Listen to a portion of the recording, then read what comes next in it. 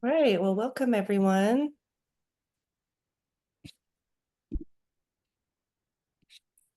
So I don't have too much to start out with. I wanted to leave some time for introductions. It looks like we have a good sized group, but we have enough time. We have about 20 minutes in the beginning, and I wanted to make sure people had a chance to say hello to each other. So as you all know, I'm Jacqueline Pace. I'm the director of the Utah Farmers Market Network. I am down in St. George usually, but I'm actually in San Francisco right now. I'm at a conference, the Bioneers Conference, in Berkeley, actually. So I'm traveling right now, but generally I'm in St. George. Um, let's see. Let me pull up the chat and let me pause my screen sharing. Sorry, I'm trying to figure out how to navigate everything at the same time that I'm presenting. Take you have a chance just to read this one sentence for me? Okay, so Melanie, would you introduce yourself? I'm just going through the chat.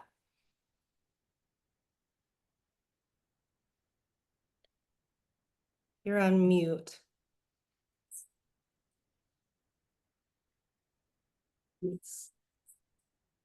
Oh, maybe she's not able to. Melanie Shirts, Ninth West Farmers Market in Salt Lake City, and I'm the chief cook and bottle washer. Nice to meet you, Melanie. I've been president for over 10 years now. Oh, wow. You're a Yeah. veteran. Yep. Well, great to have you. Yeah, our market was actually the very first in the area to accept SNAP. So we have a Wow. very good pride in our market. We're small, Yeah, but that's we're good. wonderful. That's wonderful. So nice to meet you. Nice to meet you.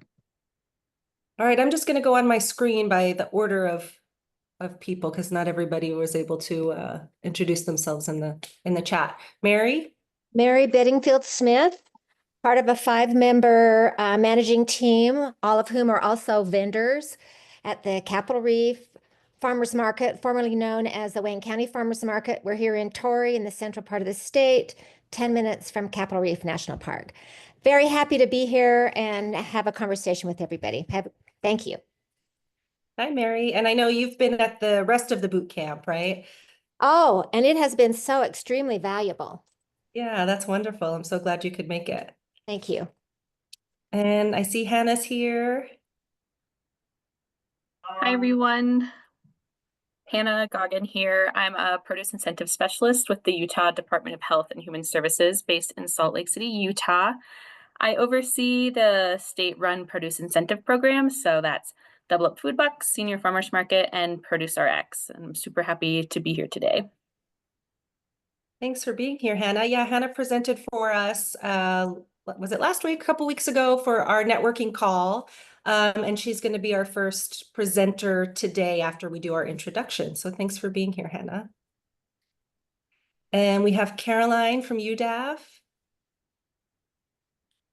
Hi, good morning. My name is Caroline Hargreaves. I'm the director of the Marketing and Economic Development Division at the Utah Department of Agriculture and Food. So we have a handful of programs that are focused on local promotion, supporting small businesses, economic development, supporting farmers markets like yours. Also a handful of grant programs we administer. We do Utah's own farm to school, international trade, and provide just some general assistance as well. So really excited to be here. Thank you all for the work you do. It's really important. Thanks for being here, Caroline. And Caroline is presenting later today. So thanks for being here early. Looking forward to it. Thanks for the invitation. It's fun to eavesdrop on things like this. Yeah. And Rachel? Hi, I'm Rachel, the director for Sandy City Farmers Market. And I just saw the email this morning. I'm like, oh, I'll put on my timer for 10 a.m. So here I am. I'm excited to learn and to hear from the different presenters today. Well, good. Welcome, Rachel. And yeah, I'm glad that my last minute reminder worked. Yes. I realized last night, like I've been sending these emails, it's coming, but should I send one last one in the morning? Is anyone going to see it? So I'm Well, here I glad. am. Thank you. Natalie? Everyone, good morning. I am Natalie Kane. I am a new employee with UDAF. I just started as a regulatory navigator, so my job will be to begin to create resources for producers and small business owners to help them navigate some of the regulatory compliance things that they have to follow as food producers. So I'm excited to be here. Wonderful. Yeah, we're so glad to have you here. Thanks for joining us. I'm sure everybody's going to have questions for you. Hopefully not today. I know you just started, so Probably wouldn't have the answer today, but I can yeah. absolutely direct you. Yes. That's great. Well, welcome. And we have Emily. Yeah. Can you see me okay? Yes. Oh, perfect. Okay. My name is Emily Ashby, and I'm the program manager of the Utah Zone program through the Department of Agriculture and Food.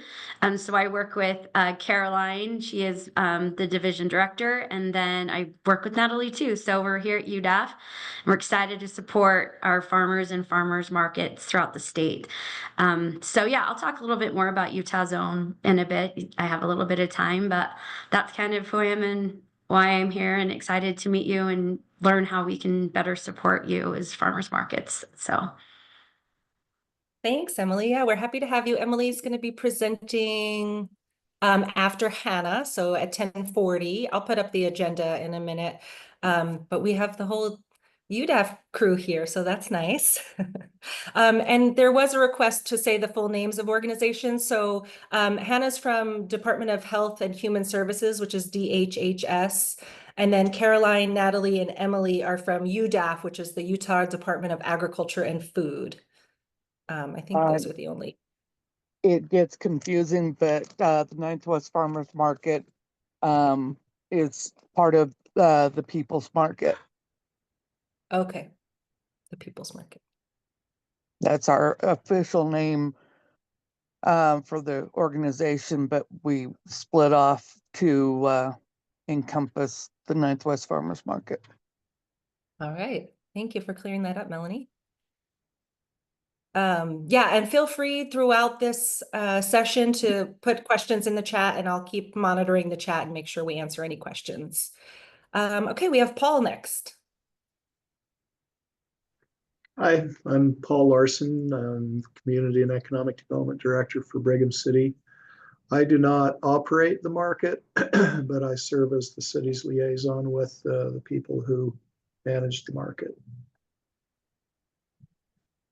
Yes, and Paul's been very involved with the leadership team, and we really appreciate your support and your guidance. Thanks for being here, Paul. And then we have Lisa from MarketLink. Yes, hi everybody. My name's Lisa. I work for MarketLink. We're a nonprofit that helps farms and farmers markets accept SNAP EBT. So I'll be presenting later today as well. But I am in San Francisco, California. Oh, we're right around the corner from each other. Yeah. Visiting. Nice to see you, Lisa. And Lisa will be presenting at 11 about the MarketLink SNAP grants programs. So we are happy to have you. Thanks, Lisa. And then we have Meg.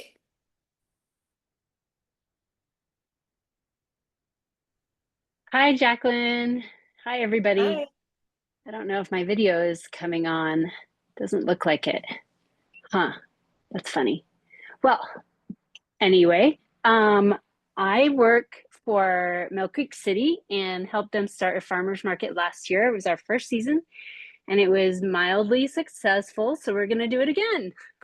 Yay. Yeah, I'm here to learn. I have tons to learn. I'm really excited. And we just decided we're going to do it on Wednesdays again. We just picked our dates starting on July 2nd. So today marks day one of recruitment. Well, anyway, good happy luck. to be here. Thank you so much. Great. Welcome. All right, I'm gonna share my screen again and go through the agenda for today, and then we might jump in a little bit early because I'm sure that extra time in the beginning will be helpful.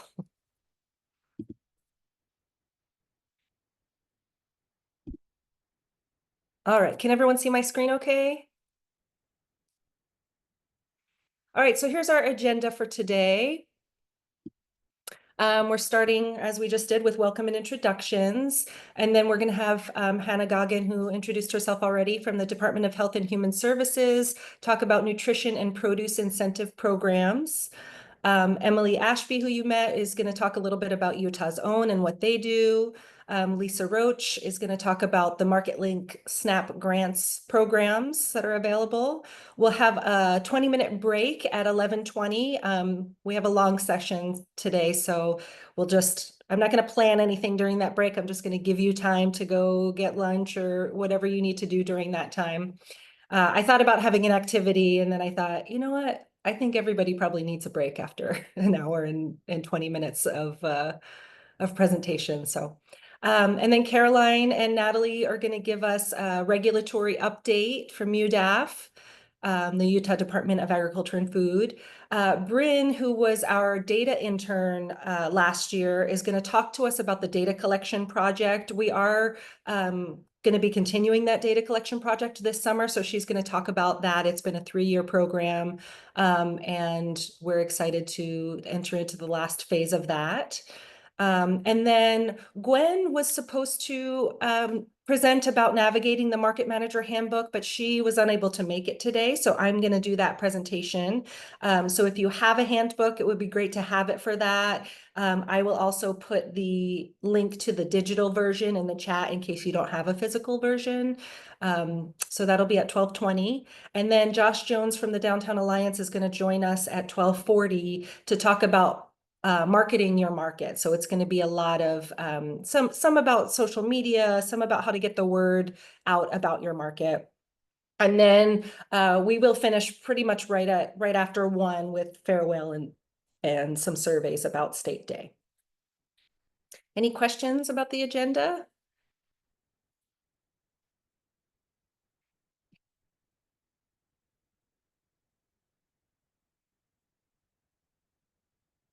All right. Well, I think we're about 5 minutes early, but I think we'll get started with Hannah.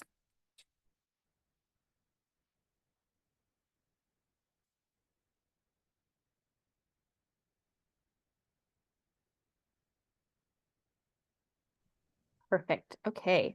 Thank you so much, Jacqueline. Can everyone see my screen okay? Great. Awesome. I'm just gonna put you right here. Okay. All right. Hello, everyone. Thank you again for being here. I know most of you have probably listened to me explain how our produce incentive programs work a few times. So today I really wanted to dive down into the deeper impacts of these programs.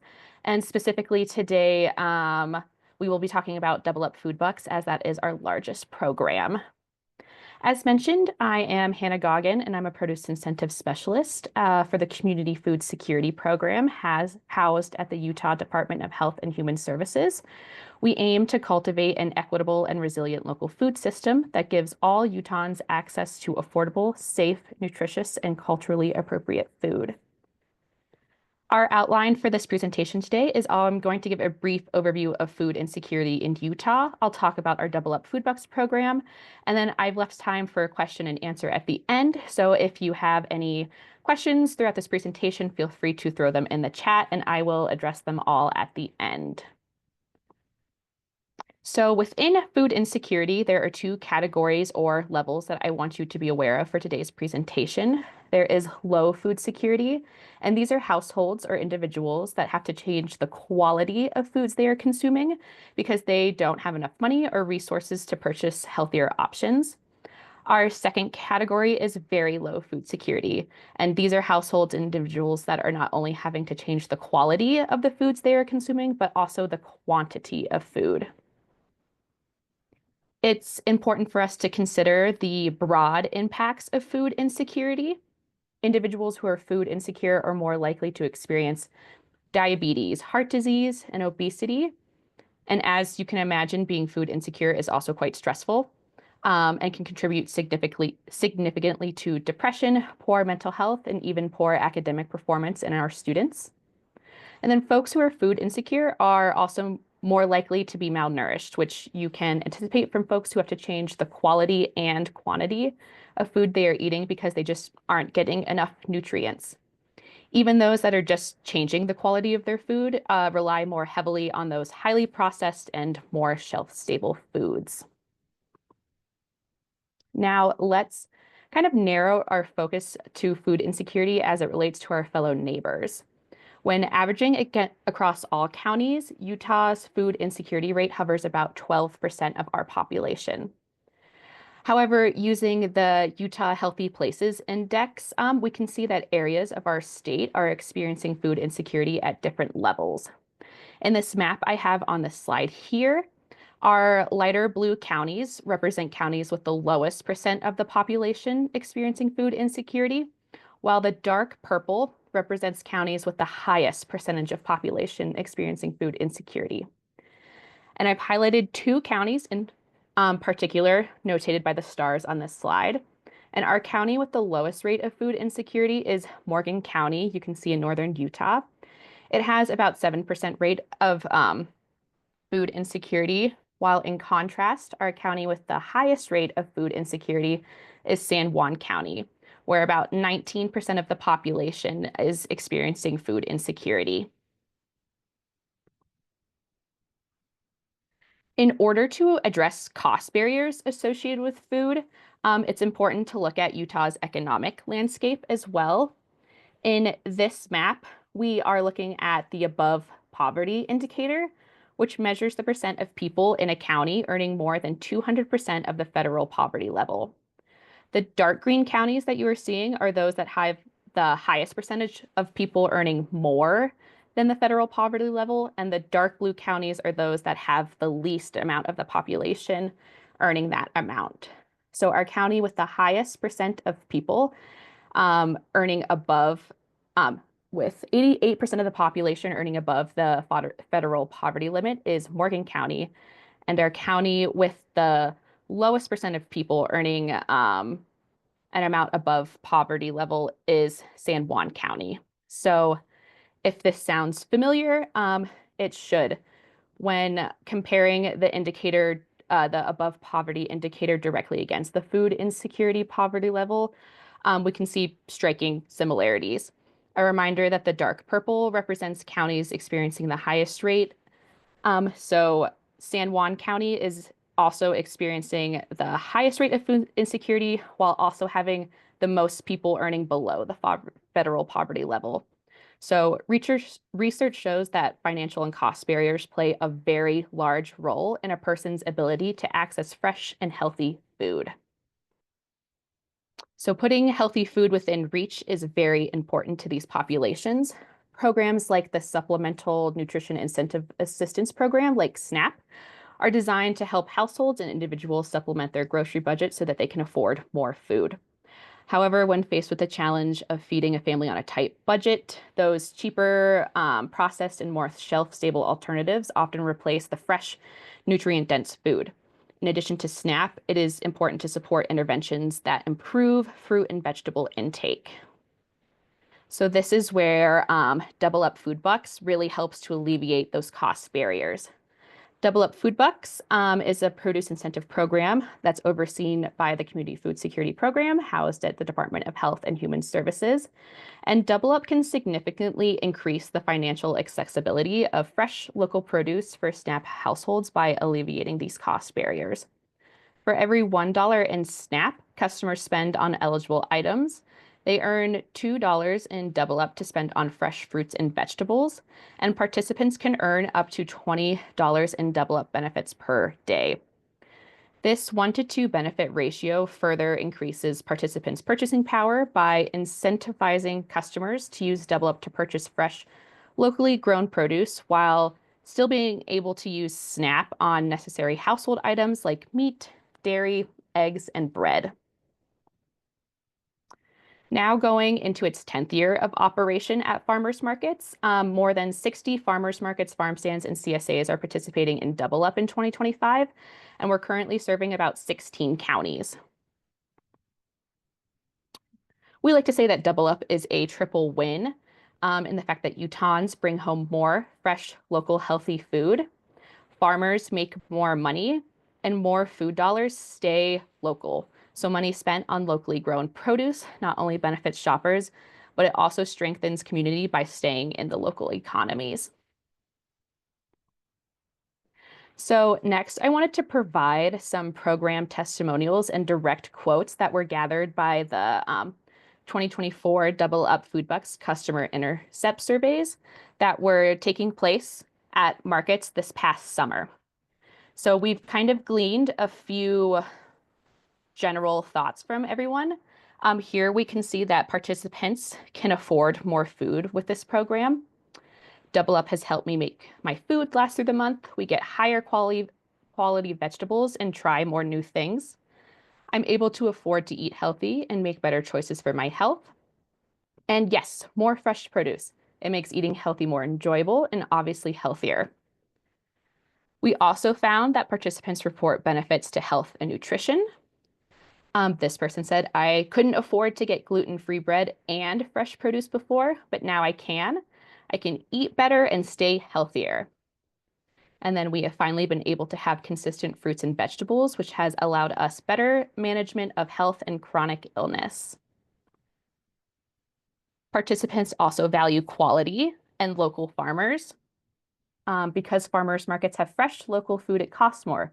I would not be able to have such healthy and tasty food without Double Up. I really enjoy the ability to get fresh, locally made products from farmers markets. Normally, I would have to settle for processed food that is cheap from the grocery store. And it's amazing to be able to buy fresh fruits and vegetables from local farmers and vendors and to not feel left out. Finally, participants indicated that Double Up has helped build community. Allowing something like this really benefits everyone, brings the community together, and allows people to feel satisfied after. I will only be buying my fruits and vegetables at places that accept this program from now on. The Double Up program helps me to afford better quality, fresh produce, and nurtures direct relationship with the farmers and growers. Overall, this connection creates a valuable community for me, as well as good nutrition for myself. And then those of you who are more swayed by numbers, I have also included this table depicting Double Up's growth from 2023 to 2024. It is important to note that 2023 Double Up benefits were issued on a 1-to-1 ratio, and 2024 was the first season benefits were issued at a 1-to-2 ratio. In 2023, $206,000 to $200,000 in SNAP was distributed, and about $199,500 of SNAP was redeemed. About $157,000 in Double Up was distributed, and $147,000 was redeemed. So at this point, participants were still relying heavily on their SNAP benefits. As you can see that more SNAP was distributed and redeemed than the actual Double Up benefits.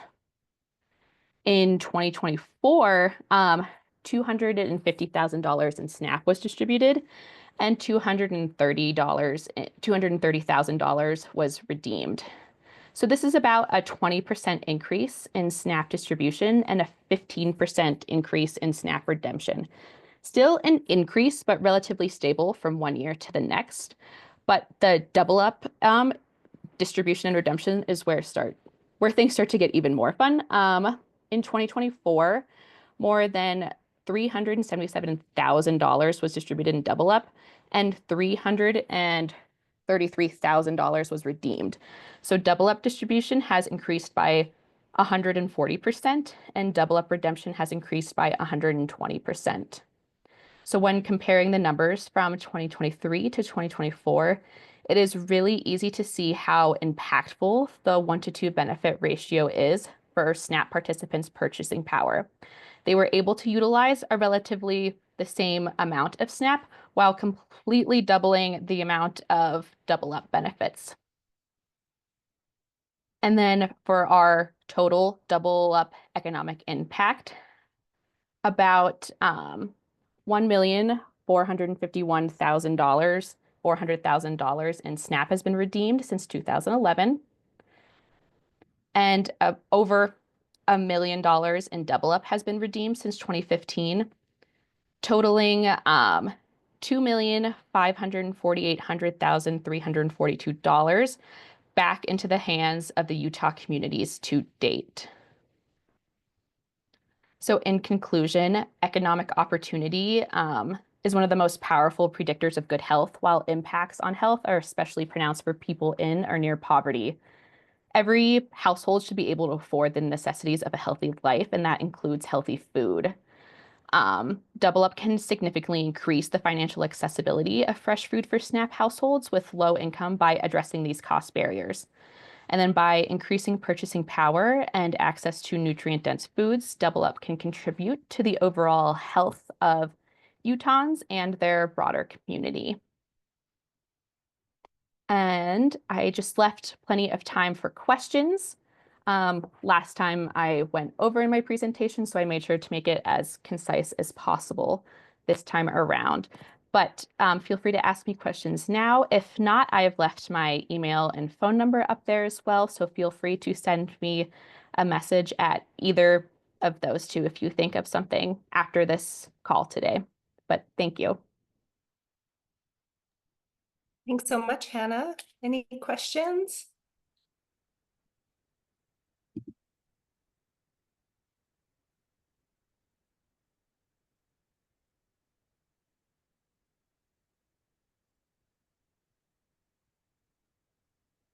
This is Paul with Brigham City. I have a question. Have any of the budgetary issues, either federally or at the state level, impacted this program?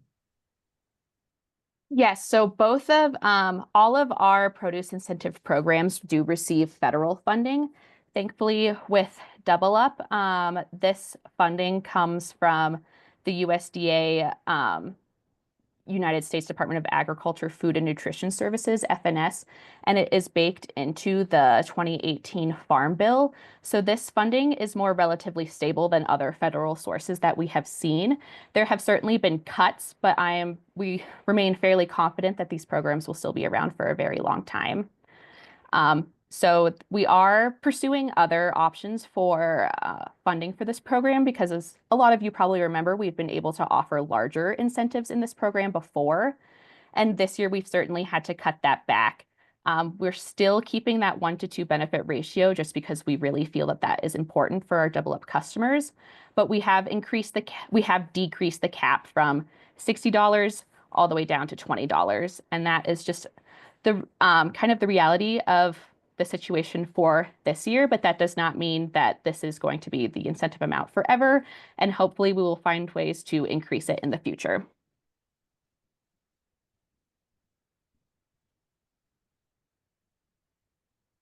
Good question, Paul. Thanks for asking that. I think that's important for market managers to know. And I know in your last presentation, Hannah, you talked about possibly having some material to hand out or something that explains the decrease if people had questions. And yes, exactly. That came up. Exactly. Yes. Thank you for the reminder, Jacqueline. Yeah, that was something that came up in the last networking call and is something that our team is working on, just because I'm sure as market managers, you're probably going to get a lot of questions from customers. So we just want to be able to provide language that you can use to explain why these changes have been made, so that you can say that, hey, I am just operating the program. These are not choices that the market has made just for your guys' sanity as well. Yeah, and the question also came up about, is there someone they can contact about if people have questions or concerns, and there were some 1-800 numbers and email addresses and things. I will add those to the chat. We do have a phone number and an email address that is customer facing. So if anyone has any questions, you can absolutely defer them there and we will be able to get them to the right people. Wonderful. This is Mary and Tori. Are there folks present today who can give ideas on how to implement the SNAP program and Double Up without stigmatizing any of the people who might be participating in the program?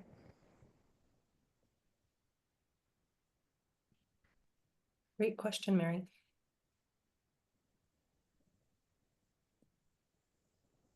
One of the things that we've done, most of the people for our market, we've been there ourselves.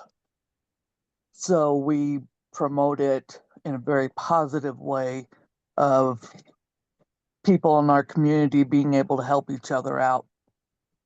And we put it on our website and on our social media. And when people come, we have made it quite clear that we've been there, we know what that feels like, and try to help them as much as we can. I think I'm thinking more along the lines of other customers at the market who may have some preconceived thoughts about the type of people who receive food assistance.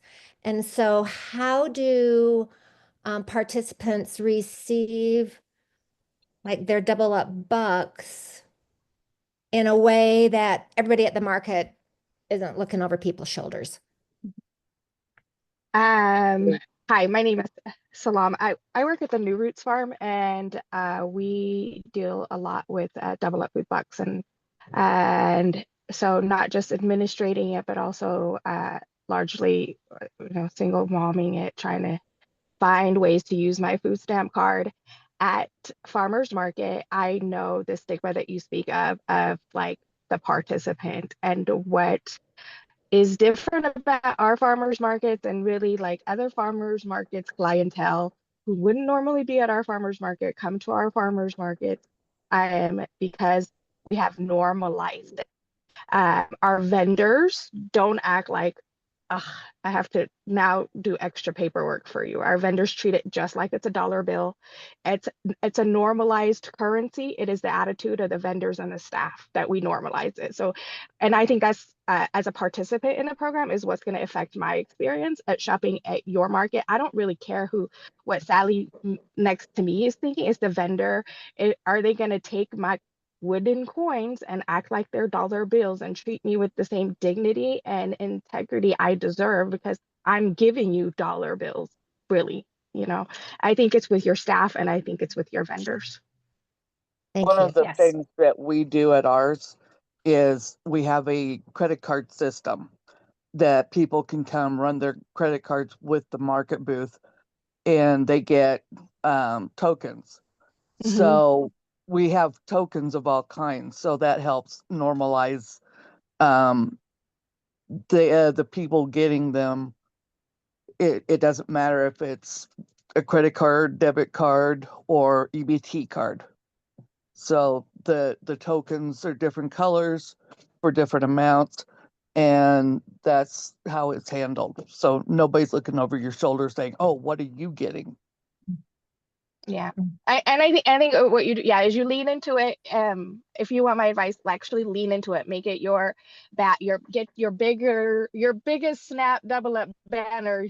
Hannah will let you order and plastic, because the reality is our families do have food insecurities. These programs are not just our idea of who is on food stamp is not the reality of who is on food stamps. And those patrons don't feel like they are welcomed at farmers markets. So lean into it. We accept farmer food stamps. You can come get your coins. Our vendors don't. I've had vendors who will be like, here, just have it for free instead of like letting me pay. And that you got to nip that out of your vendors. Your vendors have to act like it's actually money and they're actually just as happy to take it because they should be. And then I think that will normalize it for you. Great. Thank you.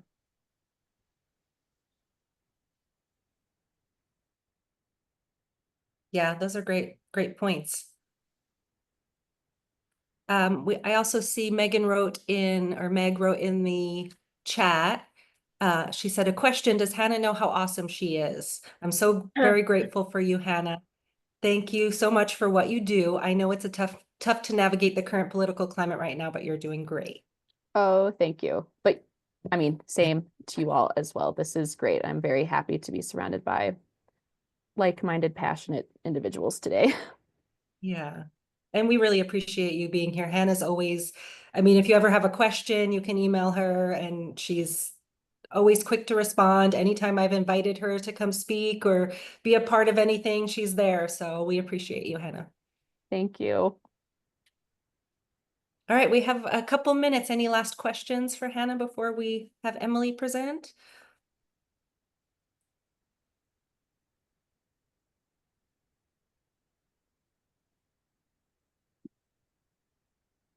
All right, well, next we have Emily Ashby from Utah's Own. She's going to tell us a little bit about the Utah's Own program.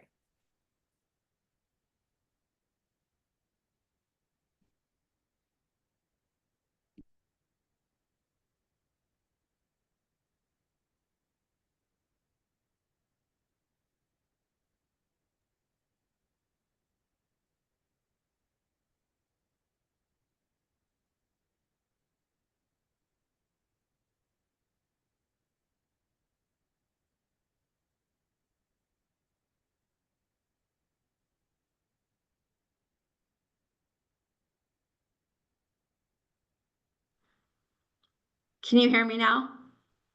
Yes. Okay, perfect. Sorry about that. My name is Emily Ashby, and I am the program manager of Utah's Own. And we are a program with the purpose to promote and support Utah's agriculture, food, and Utah source businesses. So just a little bit about the history of Utah's Own. We are a program run through the Department of Agriculture and Food. And really our goal is to create a consumer culture of shopping local, connecting consumers to local food and ag products, as well as the other resources that are available throughout the state to support these businesses. We are a state program. We're one of 40 states that have similar programs. Some of our neighbors you may recognize if you've traveled around or you're from these locations. Idaho Preferred is the Idaho state branded program. We have Colorado Proud, Alaska Grown, or Fresh from Florida. So very similar in missions. Each program's run a little bit differently, but all kind of the same goal to help reinforce that shopping local and keeping funds within the state and in our communities, as well as supporting ag and food businesses. And so another part of the program is to really connect with the community and business partners. So you can see these are just a few of the organizations that we work with. It's kind of on a broader scale, especially we have close ties with Utah State, work a lot with them, Dairy West, the Utah Farm Bureau, their cities, of course, farmers markets. We'd love to support farmers and farmers markets, small business development centers. You can kind of see the list goes on. So it's really great. We're well connected within the ag and food community. Right now we have over 350 members across Utah and growing. Here's a few members you might recognize. These are a few of our bigger members. Aggie Ice Cream, Heber Valley Cheese, and Creamies are all located in Utah. And then off to the right, we have Smith Orchards, and they're out of Orem, Utah.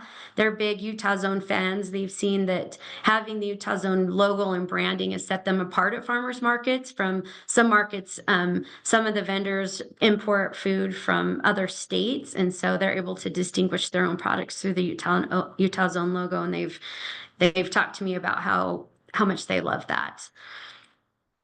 Some types of members that are part of Utah Zone are farmers and ranchers, food and beverage artisans, breweries, distilleries and wineries, restaurants and caterers, and other Utah source food and ag products, as well as other agricultural products. This picture is a picture of Tiff's Tallows. They make products locally out of Morgan, Utah, and they are some of our most recent Utah Zone members. So just kind of some of the benefits of a Utah Zone membership. One of the benefits that we have is an online directory where people can search, the public can go and search for local products. And we get about 7,000 hits a month. And feedback that I've received from vendors or from Utah Zone members is that this is one of the key ways that they're able to be found. Because Utah's Own is connected to the UDAF website, and just in general, we've been around for so long, we naturally pick up a lot of the search terms in SEO. And so even if you were to Google local products Utah or local products, apples or farm stands or farmers markets, a Utah Zone usually comes up above the fold just because of the reach that we have. And so one of the benefits is being a part of this directory.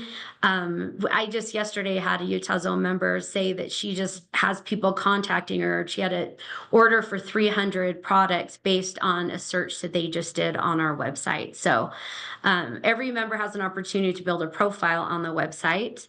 And here's one example of that. You get your own customized profile where you can then be able to communicate to the public who you are and what you do, where you're located, and make them easily accessible.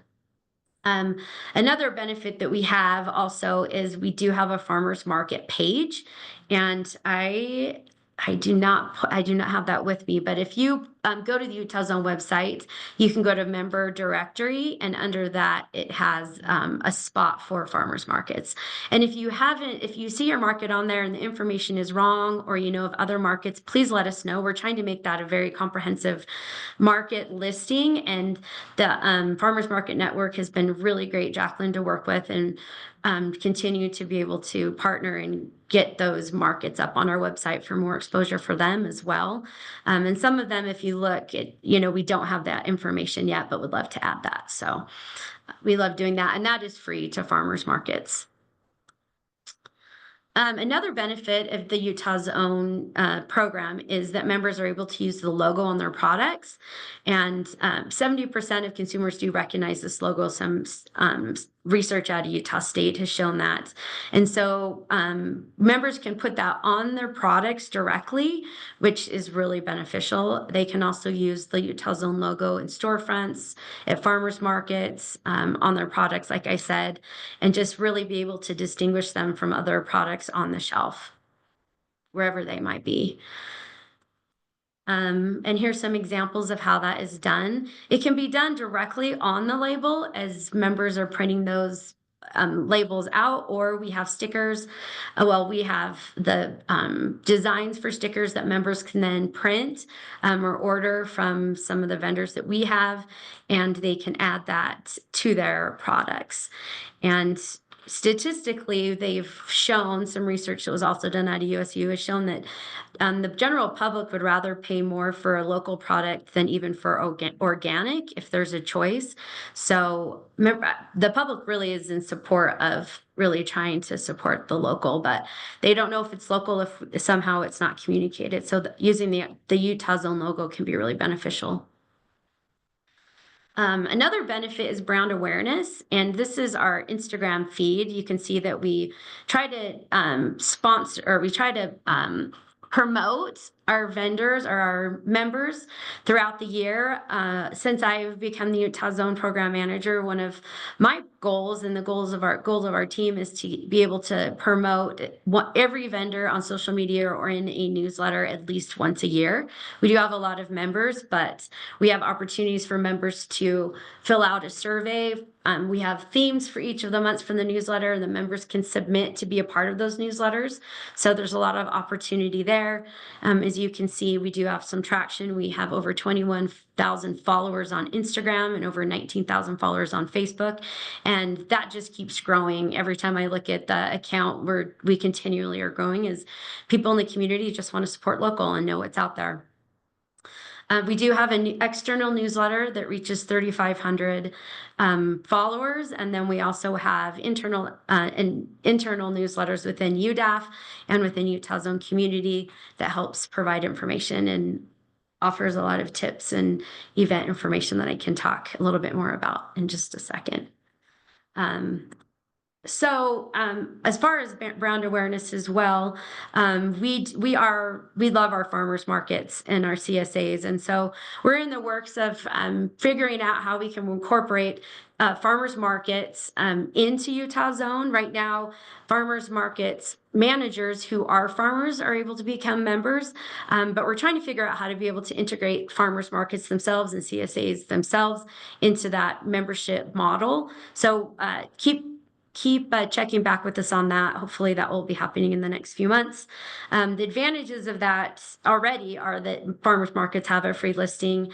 We also have sponsorships that farmers market managers will be able to apply for to be able to support their markets. And we've had those in the past.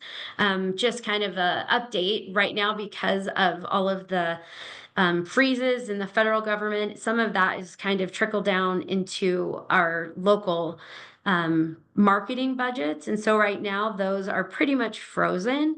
So this year's farmers market sponsorships at this time we're not available. However, we're really hopeful that in the next few weeks and months that we'll be able to get that back and get some funding back into the hands of the farmers markets and those farmers where we'd love to support. So it's kind of a big bummer. We're all kind of bummed about it, but here we are. So hopefully we'll get that back.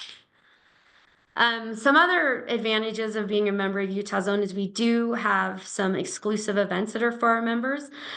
This will be our first, May 3rd will be our first Utah Zone market, and all of the people that are at the market are Utah Zone members and all have the Utah Zone logo on their products, which we're really excited about and proud of. So that will be on May 3rd. And then I just wanted to mention the holiday shops at Mill Creek Common we had it was last November and December.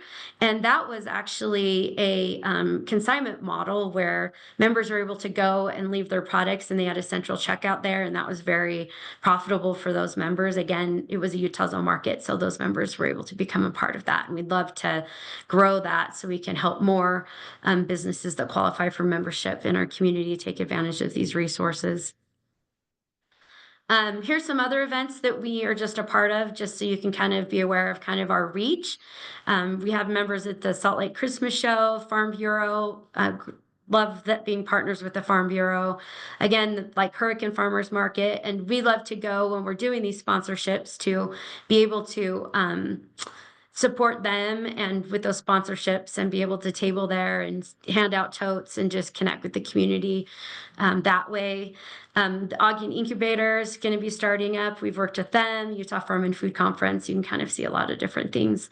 We also have a gift guide that will be permanently on our website, and that's going to be a great benefit as well for our membership as people are shopping and they come to our website looking for products, to give to people, or sometimes products to put in their own stores or to give as gift baskets, or there's a lot of different ways that we can promote those. So we also provide some business training and networking events. And so this is a picture of this is Phaedra Chappelle out of the Associated Foods, and you can see Adelaide from the Farm Bureau, and on our panel really talking about how to grow from the farmers market space into kind of bigger avenues. Talked a little bit about distribution, but how do you scale? Farmers markets do a great job of kind of opening doors for products that may or may not be on the market and provide an awesome opportunity for people. Maybe they don't want to scale, but they have it's a great revenue stream for them. But we also provide opportunities to be able to connect with kind of the bigger players in our community. Let's see. So yeah. I will mention that some of our trainings coming up, Adelaide and Jacqueline will be presenting in May about how to create a great farmers booth, how to be able to create a booth that's going to increase sales. And we're really excited in giving tips on those things. So we're really excited about that. We just finished a marketing class this week that really talked about creating good content, how to use AI in marketing, and then really optimizing your Instagram profile so that you can come up in the top of the searches. So we'll continue to do that throughout, but also in the fall, intertwined with some other really great opportunities, lunch and learns, and other networking experiences. So I saw some questions. Maybe should we jump in and answer those questions before I move on to the membership criteria? I can't see the questions. Okay, I'll read them out to you. Yeah. Okay, so Rachel asks, what would you say to farmers and how would you encourage farmers to do their CSA pickups at the farmers market? Oh, that's a great idea. I don't know that I have any logistical, I would be able to offer any logistical help there. That's not really my background, but maybe Jacqueline, do you have any recommendations or anybody else who's done that before? You know, I'm not sure. I know Mary wrote something in here that Mary, I don't know if you want to speak to this, but she said their market has 3 vendors out of 12 who have their customers pick up at the market, and it has not been a problem. And it also brings business to other vendors. So Mary, is that something they just run, the farmers run on their own?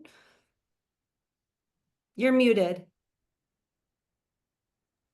The farmers who have the CSA customers come to the market to pick up their produce are also vendors at the market. So they have this 2 parts of their business. And the vendors who do that, there are 3, say that it actually makes it easier for them as a vendor on the day to have X amount of produce set aside for their CSA customers. And because it's more organized, there doesn't seem to be quite so much confusion at their market trying to deal with lots of different types of transactions.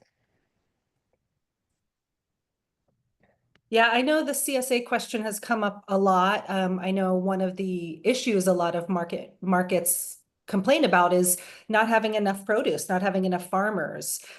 So how do we draw farmers, and having a CSA pickup could definitely be one way to do it. People have also talked about doing a sort of cooperative, similar to a CSA model, but it would come from multiple farms, and figure out how they could put a booth together where there would be multiple farms coming together and putting together their produce into a box or something like that. So those are all ideas that I don't know of any examples of anybody doing that cooperative model, but I do know that there are people who do CSA pickups at their markets. It seems like a great way to diversify a revenue stream, even as a Yeah. produce vendor. If you could just partner up with someone, I think I think that could be really effective. So I think that's a really good question. Even if you don't have a CSA, just having a CSA during the summer and having that produce ready to go. If we knew, as consumers, if we knew we could just go pick it up every week instead of having to go and guess which, as we're shopping, which produce is going to be there or not going to be there. If we could anticipate that, I think that could be really helpful. Yeah, and Rachel, that would be a great question to send out to the listserv. So if you're welcome to email that out, but if you want me to email it out and see if anybody responds about how they do CSA, if they do CSA pickups and how they do it, I would assume that mostly the farmers themselves would organize that. But some it would be up to each individual market whether you allow it or not, and Yeah, that's super helpful. I know some have been hesitant just because it feels like double work to them. And anyway, I guess it's just an option to present to them at least, and at least make it a possibility. My other question really quick is how can, Emily, we get our name on our event? Do we need to be sponsored by you, or do we just need to have a certain amount of your members participating in our market? Great question. We are still trying to figure. I think I talked to you, Rachel. I feel like I wish I could have more information for you every time I talk to you. You're so great. We're still, because the funds have been frozen. I did complete. We do have an application for the farmers market, and that is part of the criteria. Is just to kind of see how many members are in a market or potential members too.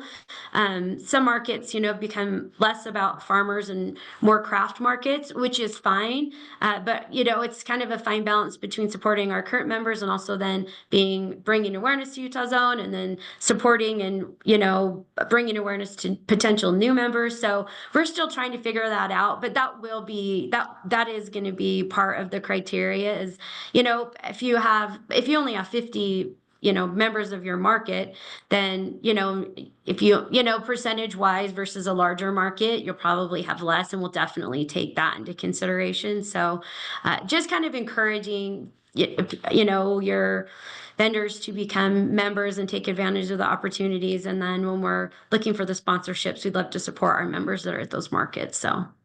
Okay, so right now vendors can become members, but right now you're figuring out how farmers market would become a member. And you're still working on providing the sponsorship application, which isn't available yet. Did I understand all of that correctly? That's correct. That is correct. Okay. We're highly hopeful that we'll be able to incorporate CSAs and farmers markets into that membership model. We're not exactly sure what that will look like, but that's being passed down the line, and we're really hoping to have that and having information for you about that soon. Sounds great. Thank you. Yeah, thank you. So we're kind of short on time, and you can find all of this information on our website as well. But basically, to become a member, your business needs to be headquartered or incorporated in Utah, have a business license. Here's our annual membership fees, and word has it, it's highly probable that those fees will be increasing in July. So if you're thinking about becoming a member or have people that want to become members, now's the time to do that. And also, just before the farmers market season, we'd love to promote our farmers markets on our social media. And the more members we have that are part of that, then they can get featured as well, which we'd love to do. And then meet one or more of the following criteria: grow, raise, produce, prepare, and manufacture food in Utah, and then produce other products from Utah source agriculture ingredients such as wool socks, nursery products. That could be body care products or dog treats, can all fit into that category. And that's my presentation. There's my information. If you'd like to email me with questions, concerns, anything else, let me look at my list to make sure that I talked about everything. Oh, one thing that I would love is if everyone could we'd love to send out an email to our members about when the applications open for different farmers markets. We've gotten a few emails from different various markets that are going to be opening and looking for vendors. So our bandwidth is only so big. So, and there's so many farmers markets, and we may or may not be able to get that information, but we would love to send a newsletter out, just letting our members know which markets open when. Some of them maybe have closed already, but just be able to help as many of you get as many great vendors as we possibly can, and work together and partner on that. So yeah, any final questions? Looks like I may have gone right at the right time, Jacqueline. Unless there's questions, which is fine. Well, I was going to say we can send out, once the scholarship applications are open, we can definitely send that out in our newsletter and to our listserv to make sure that all the markets across the state receive, the application and the application criteria. My other question was, I saw some products, you were talking about the Utah's Loan logo. Some of them, it looked like people printed their own, their own product labels with the logo on it, but then there's also just stickers, right, that people can put on their products. So when they become members, do they get access to those stickers so they can put those? Because that seems like a really easy way to let people know this is a Utah product. That's kind of usually the first step to get right away, to get that logo on their products right away. So we have a vendor that will print at a lower kind of bulk costs, and you can order those from them, but you also can print them on your own. So as soon as you become a member, that's one of the first things in your member email that you get is the logo to be able to use however you need to.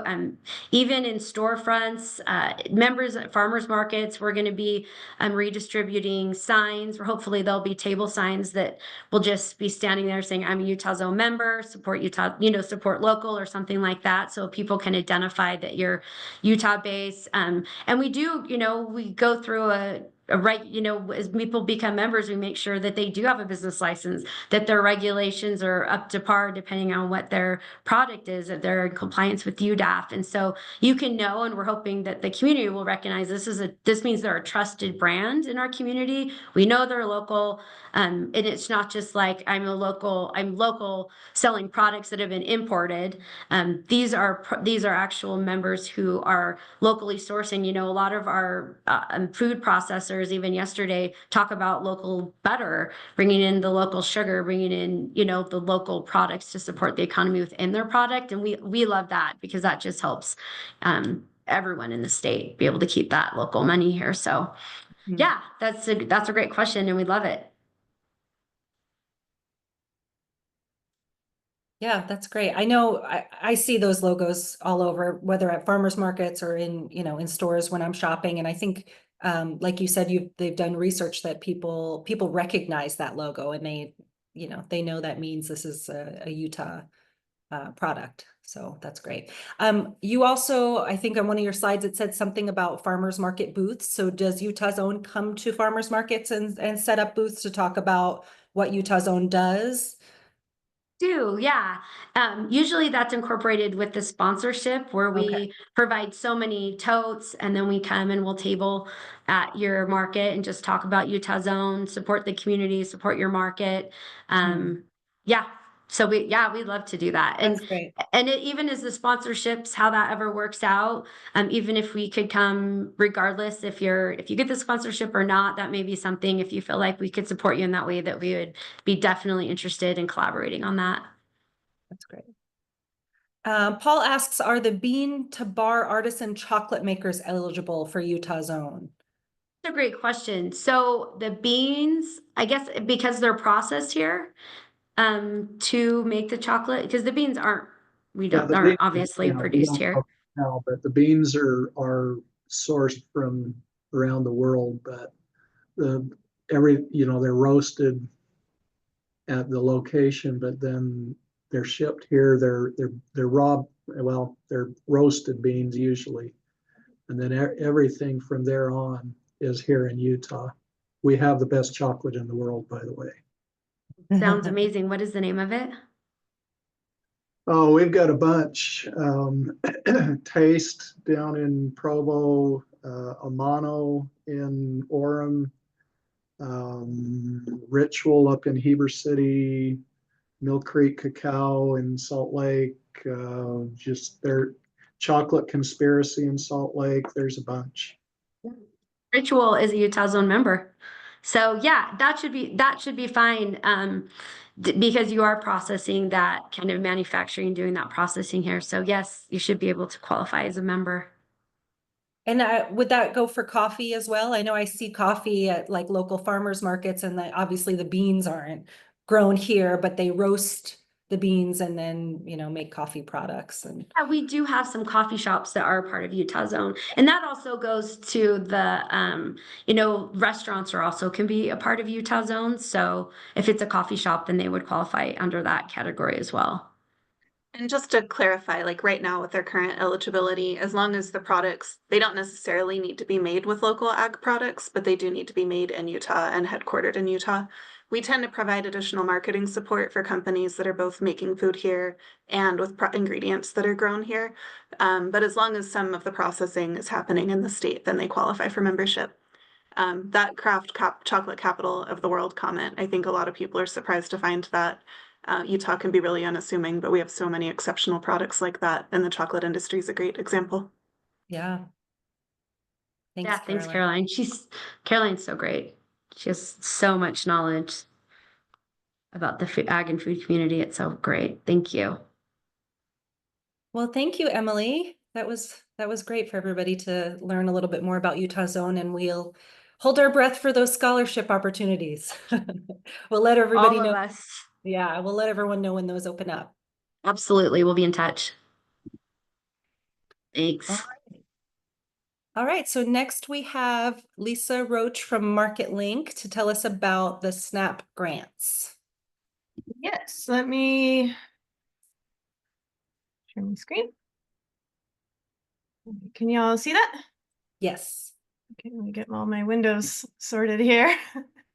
Okay, awesome. Hi, everybody. I mentioned earlier, but for anyone who's new, my name is Lisa, and I'm a regional representative with MarketLink. And today I'm going to talk about how we help farms and farmers markets accept SNAP EBT through our grant programs. So to start us off, here's a little bit about MarketLink. We were originally founded in 2013 and were previously a program of the National Association of Farmers Market Nutrition Programs. But recently we have become independent and formed our own nonprofit called the Farmers Food Assistant Bureau, or FFAB for short. This was founded in 2024 with the mission of simplifying all financial transactions and improve access to all federal nutrition benefit programs. But we are still funded by 2 main grants from the USDA. One grant is our SNAP equipment grant, in which we are partnered with the equipment provider, Total Pay Go. And then our second is the SNAP Online grant. And through that one, we are partnered with the e-commerce provider GrownBuy and through the payment processor WorldPay FIS. To go further into details, these are all our active projects. So the first one I already mentioned, the SNAP equipment grant. This is available nationwide and is available to both farms and farmers markets. This is the main one I will be talking about during my presentation. The SNAP Online grant is also available nationwide, but is only available to farmers. But I will touch a little bit on this at the end. And then our next project is we are working with various states to help with the rollout of electronic options for WIC and senior FMMP and incentive programs through what is called our TIM system. These programs, however, are administered at the state level. And we currently have an EWIC program in Indiana and are actively working to partner with more states.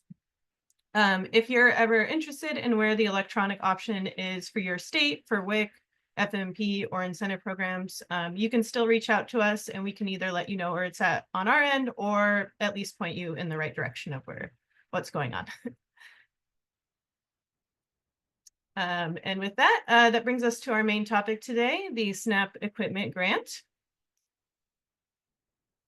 And to start us off, here's the basic steps of the process. I'll go through each of these in a little bit more detail, but this is just to start with an overview. So step 1 is you apply for a grant on our website, and this is mostly to determine if you're eligible is eligible for the free equipment, but it also gets you connected to a regional representative who will be your point of contact to help you through the entire process. And then step 2, if you haven't already done this on your own, because some do, would be to become what's called a SNAP authorized retailer with the USDA. So you can do this on your own, or you can do it with our one-on-one assistance. Step 3 is after you're approved for SNAP, you can get set up with a Total Pay Go account using the special link that we provide that covers it through the grant program. And then lastly, you will receive your card reader and you will be ready to accept SNAP. If you're a farm, that means you can accept it directly at your booth or farm stand. But if you're a farmer's market, you will need to use an implementation method, which a lot of you may already know about. But if you also have questions about how SNAP actually works at a farmer's market using a token or script system, we can also point you in the right direction or talk you through how it would best work at your farmer's market. And then, as I mentioned, the first step is to fill out the eligibility assessment. And this is mainly what we are looking for. So the main business types that are eligible are direct marketing farmers or farmers markets based on how the USDA defines them. So the USDA defines a direct marketing farmer as someone who is selling agricultural products that they produced directly to the public. So this means the majority of their products came from either produce or animal products that they raised themselves on their farm. It's okay if they supplement some items from other vendors, just as long as most of their items are from what they produce themselves. And then the USDA defines a farmer's market as 2 or more agricultural producers, so meaning direct marketing farmers, selling their own products directly to the public at a fixed location. So the businesses that would not be eligible would be, of course, anyone who doesn't meet those definitions. But another criteria is if they've utilized these grant programs already during this grant period. But fortunately, we recently got renewed in October of 2024. So basically, anyone who got equipment before that is likely eligible to apply again. But if you got it already since then, you couldn't utilize it again, as we can only provide one setup per business per grant period. But then this next slide is to show that even if you're not eligible, we can still help you in a lot of ways. In general, we can answer any questions you may have about the SNAP program, or at least point you in the right direction of accepting SNAP or some other equipment providers you can use. All that is to say, we don't charge for our time. But to review, those that are eligible can get one-on-one help with the SNAP application, equipment through Total Pay Go, and help setting up your Total Pay Go equipment. Another thing you receive under the grant is what's called our printer waiver. This means if you're using the equipment that we provide through Total Pay Go, you are not required to provide a printed receipt, which retailers normally are under SNAP regulations. The Total Pay Go app also has an option to provide text or emailed receipts. So this saves money on needing to buy a printer or printer paper. That being said, though, if you really do want a printer, we can provide one at a prorated rate. All right, so the next step in the process, as I mentioned, is to become a SNAP authorized retailer with the USDA. And to do that, you fill out an application online, submit supporting documents, and wait to hear back from the USDA on if they need any additional information or if you're approved. So a couple things to keep in mind are part of the application asks for what's called the responsible official information. This refers to the person who is taking responsibility for the SNAP program. This person needs to be someone with the legal authority to sign legal documents on behalf of the business. So this can depend on how your business is structured, but generally this person needs to be the owner, manager, or executive director of a farm or market.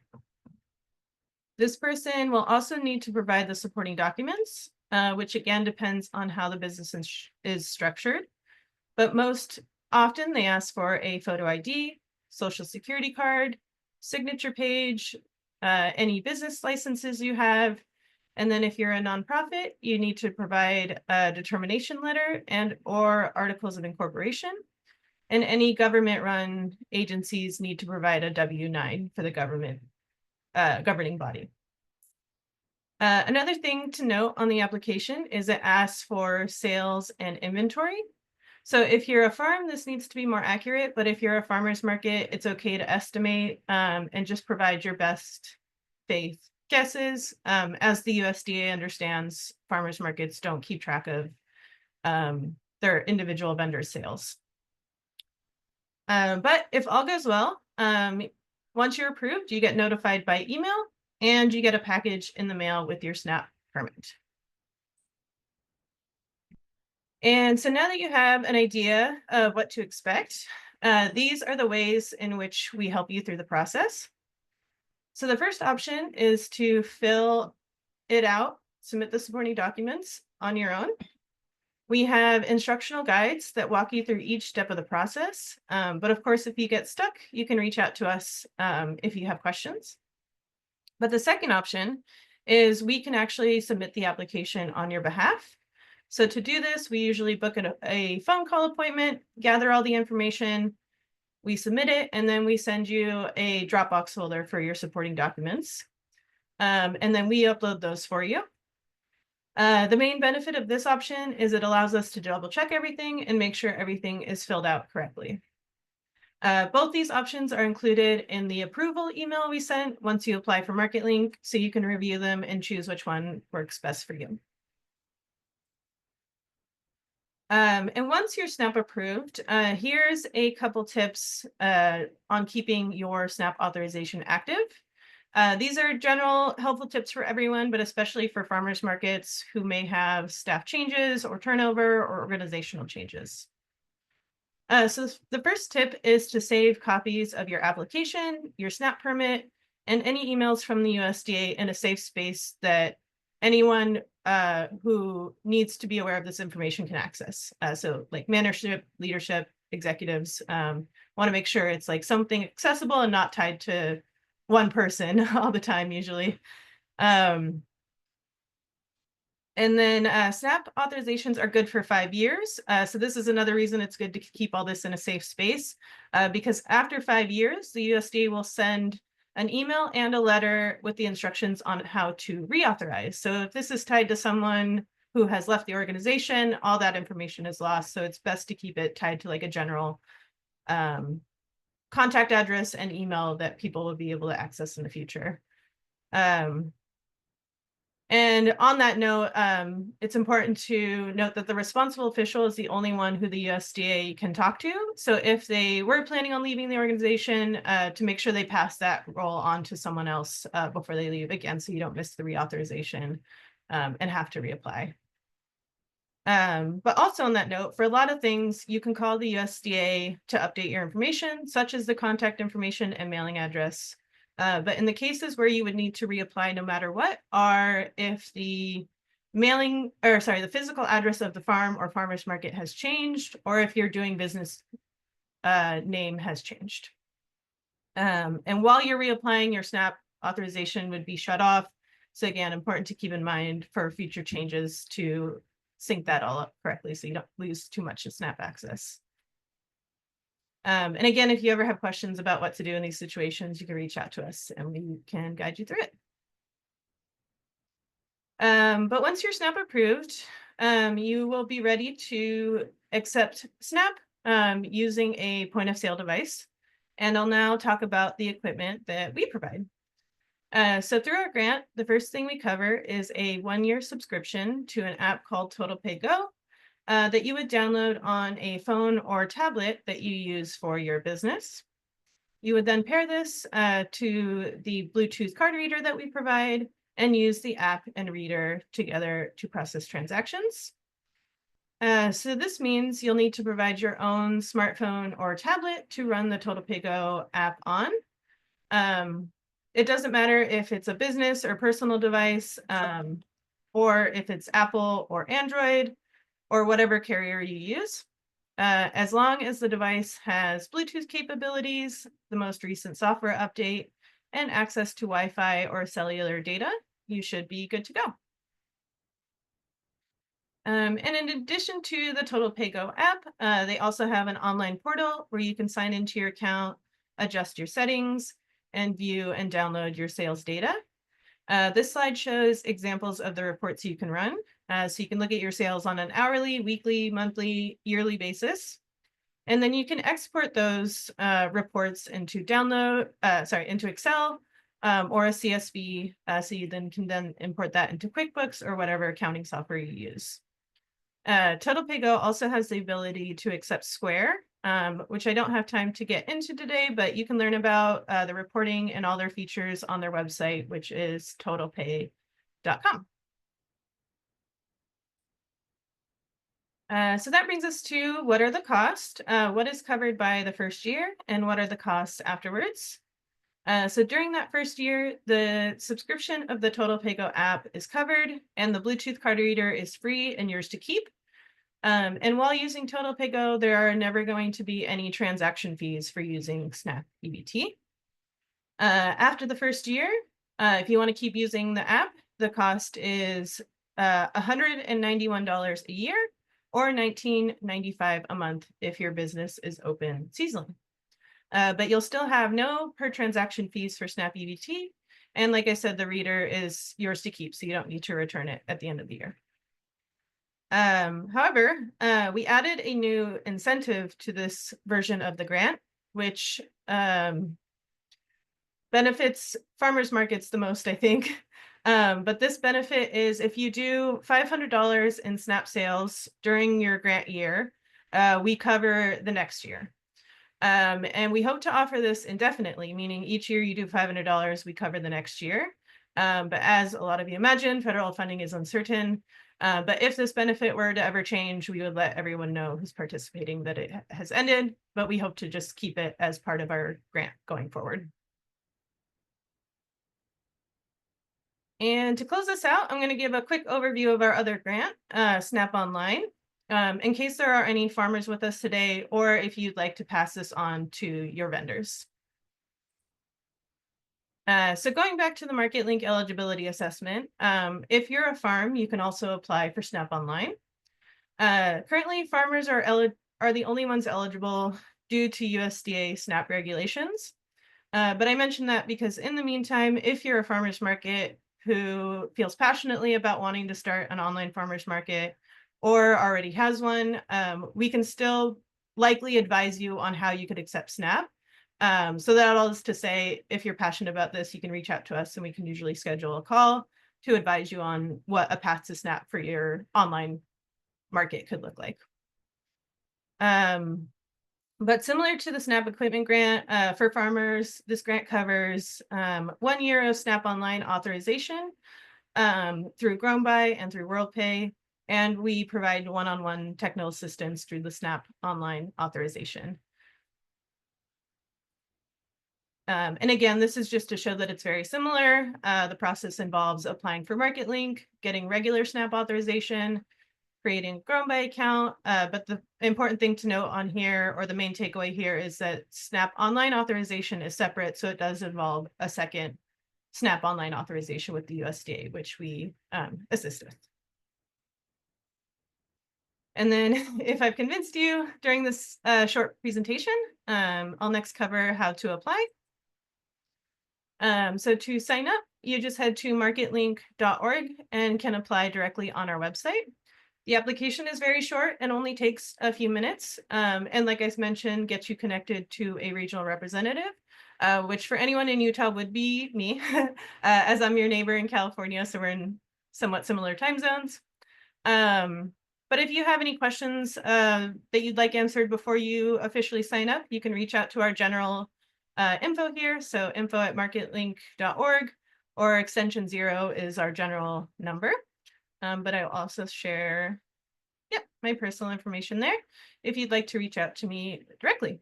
But yeah, I know technically went a little over, but that's all I have. Thank you for listening. Thank you, Lisa. Yeah, we went a little over the last time, so you did perfect. And yeah, I don't know if you wanted to do questions, but I can answer any questions. Yeah. Yeah, I see Mary put a question in the chat. Are the farmer producers allowed to sell other products in addition to their agricultural products? Yes, they are. The sort of mostly or 50% qualification is to mostly determine if they're a farmer based on USDA definition. So we've been advised to just say 50%. So if 50% of their sales comes from what they grew or raised themselves, they're a farmer. So it is okay if they're, I've talked to some farmers who maybe sell bananas or mangoes or some like more things that obviously don't grow here, or they have friends who are growing strawberries in a greenhouse, or sometimes they do trades with honey. And again, as long as it's mostly stuff they're selling, it's okay that they have some supplemental things, and definitely okay to accept SNAP for those as long as they're a SNAP eligible food or item. Yeah.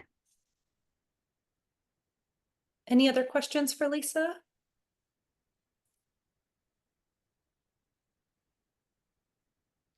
Has anyone used the Market Link program, the SNAP grant program?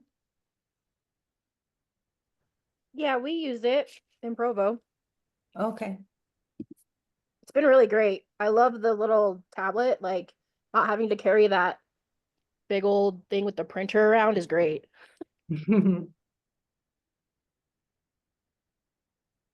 Yeah, and I know on a previous call, somebody asked about the receipts. And you said, I know you said in your presentation that if you're part of the program, you don't have to give a printed receipt. But they do give an option to send a text receipt, right? Or an email receipt if people really need their receipt. That's right. Yeah, on the Total Pay Go app, like once the transaction goes through, you can hit receipt and then it will actually show up on the screen. So sometimes customers just want to see what their balance is. So sometimes they just might want to see the screen. But then at the bottom it says send, and then if you click that, there's an option for text or email. Yeah, and I've heard from market managers who use that people, customers generally are fine with not getting a printed receipt. I think nowadays a lot of businesses are going, paperless. So people are kind of used to getting a text or an email receipt. For me personally, it's a lot easier to keep track of those than things that I shove in my purse and forget about and lose. So I any have other a questions? question. Go ahead, Sarah. How would this work? So at New Roots, we have multiple farmers. How would it work in like a cooperative, or or would they just each eat their own, or is there a way we can group them together for like a cooperative model or a multi-farmer shared land? For the Market Link grant, again, we have to be pretty strict when it comes to the definitions, just based on our grant narrative. I hope that they do add food co-ops in the future, but that's kind of been like a weird ongoing battle. So that is all to say that if you are actually operating as a co-op, like meaning all the farmers are pooling their produce to sell to the public at either like a shared booth or a shared farm stand, you could apply for SNAP, but you would probably be considered a food hub, delivery route, or a produce market, but you wouldn't be a farmer because it's not one individual. So there's definitely a path to accepting SNAP with food co-ops, but it's a little bit more complicated. Is there a path to SNAP Online? Yes. So Forage and Local Food Marketplace are the two organizations we recommend for food hubs. They've been helping food hubs specifically with SNAP Online. Okay. Yeah. Can you type that in the chat so I got it? Yeah. Thank you. Good.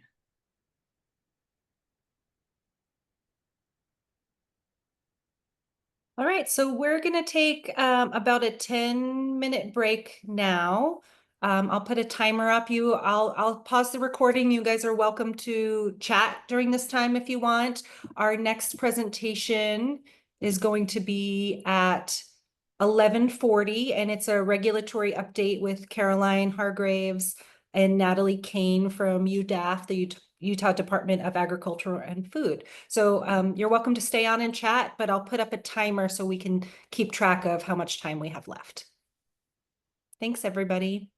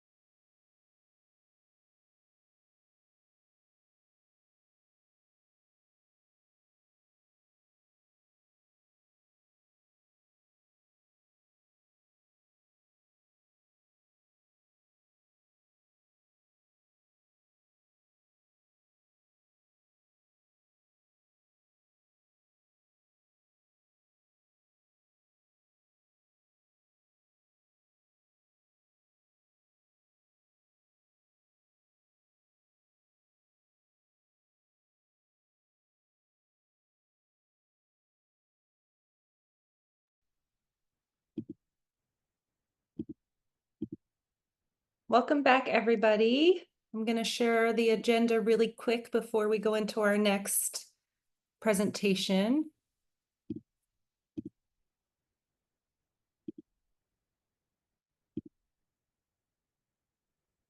All right, so it's now 11:40. We're going to start with a regulatory update from Caroline Hargraves and Natalie Kane from the Utah Department of Agriculture and Food. Then at noon, we'll have Bryn Watkins, our former data intern, join us for an overview of the data collection project that we've been doing the last 2 years. I'll present on navigating the Market Manager Handbook at 12:20. And I'll be sure to put the link in the chat for that. And then at 12:40, we'll have Josh Jones present from the Downtown Alliance on marketing your market. And at 1 o'clock, we'll do farewell and surveys. So I'm going to hand it over to Caroline from UDAF. Thank you.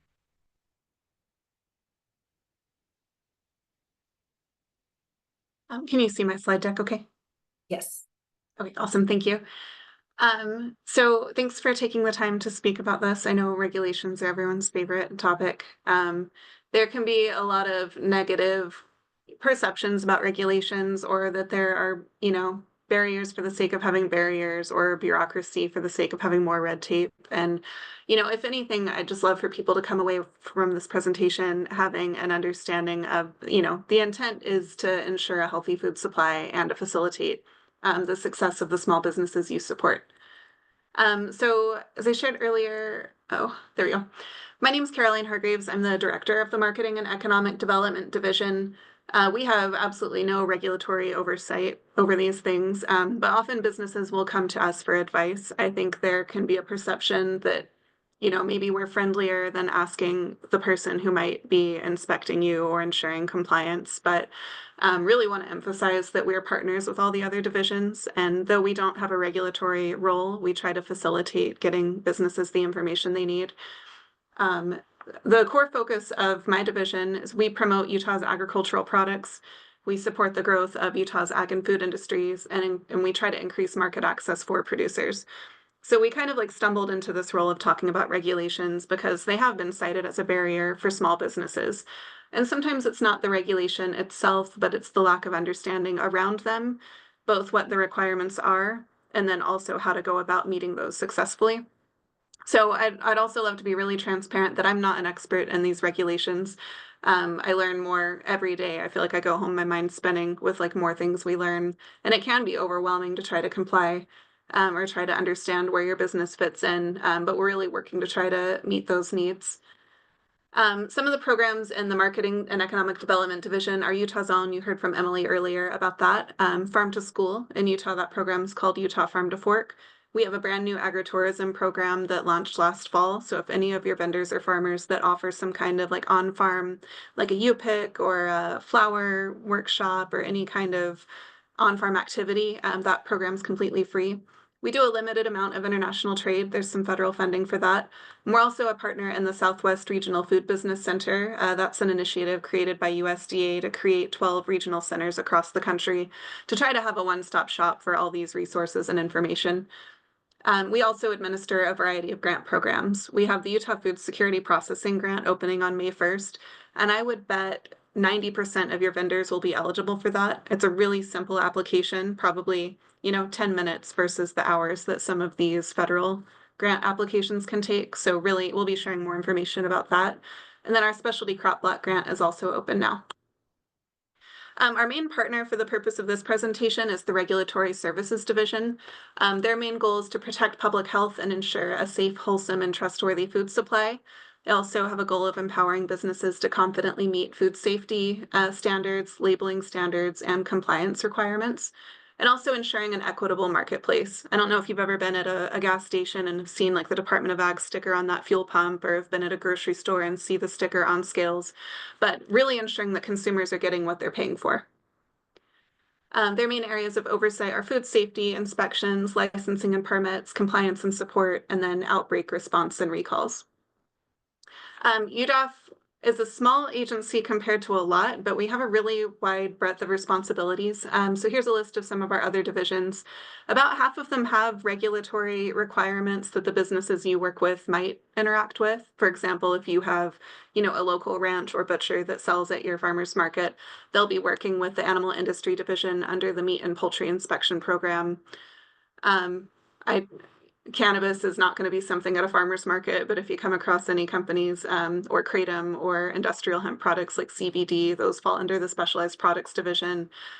Things like organics, animal feed, which includes pet treats, that's under the plant industry division. I added a link in this. The slides will be sent out, but really encourage you to sign up for our newsletter. It only goes out once or twice a month, or follow our department on social media for updates. Those will include updates like funding resources through the grant programs, or updates on, every legislative session. Some of the requirements might change slightly. But why do regulations matter for farmers markets? Why should you care? Your goal is supporting a safe and successful market. You want to have a market where consumers have trust in it, and more trust means more sales as well. Having a stable market, both for your own benefit and the benefit of the vendors and the community you serve. These farmers markets, especially the ones in very remote areas, are so critical for access for like fresh, nutritious food. And for a lot of very small businesses, like you're really one of the only options they have for sales and selling to the public beyond just people they know. So they can't overstate the importance of what you do. And again, just ensuring safe products. I was talking with Natalie about this presentation earlier, and I think a lot of times some of these businesses start out as a hobby or a dream or something, it's fun and we all love food and are passionate about it, but it is important to remember like these are ingestible products and they can carry very real risks, like people die every day from foodborne illnesses, and it's not very fun to talk about, but hopefully through these efforts, we're mitigating those risks and ensuring that people have a high degree of confidence that the foods they're eating are safe. So our new regulatory navigator position, this was made possible through funding through that Southwest Regional Food Business Centers grant. So we applied for it. It flows from the USDA to California, but for the sake of our role, it funds this full-time dedicated position. We have a great communications team, but there's so much nuance when it comes to regulations and so much need for this information that I really think it takes like having a dedicated full-time person who can focus on these issues. So our main goal is going to be developing plain language tools and guidance, and that'll help you, your vendors, the farmers you work with understand and meet those requirements. So it might be things like flowcharts and checklists, and a lot of it's just getting information on our website that right now you might have to call someone or have a meeting with them or have an inspection with them. So Natalie Kane, who's present on this meeting, she's our regulatory navigator. This is her third week. Super, super grateful to have her here, and really encourage you all to reach out. We want to hear from you what tools would be most helpful, and that'll help shape our priorities and figure out what to work on first. And then if you'd like to learn more about the Southwest Center, there's a link in this presentation. They have a ton of webinars, events, everything across this 4-state region. So as a market manager, it's your responsibility to ensure that each vendor has the proper permits and licenses in order to protect public safety. Vendors who sell at markets in Utah are regulated by different entities. Those could be at the federal level, state, or local level. Gwen's going to talk about this resource in depth later, but cannot sing its praises enough. It's such a great resource. I want to say it's like 267 pages. Everything you need to know to run your market successfully is in this handbook, including some of the regulations that UDAF is involved with. So if you can get a tangible print copy, that's great. If not, the PDF is free online. Really, really helpful and something to go back to again and again. So time is going really fast, so I'm just going to zoom through this part. There is so much confusion around regulations and where to even go to, or who to go to for what. So for the most part, UDAF oversees more of like the packaged food products. But if you have vendors like food trucks or people that are selling like hot prepared foods like restaurants, those are typically through the local health department. Some counties have their own. Other more remote regions will have like multi-county districts.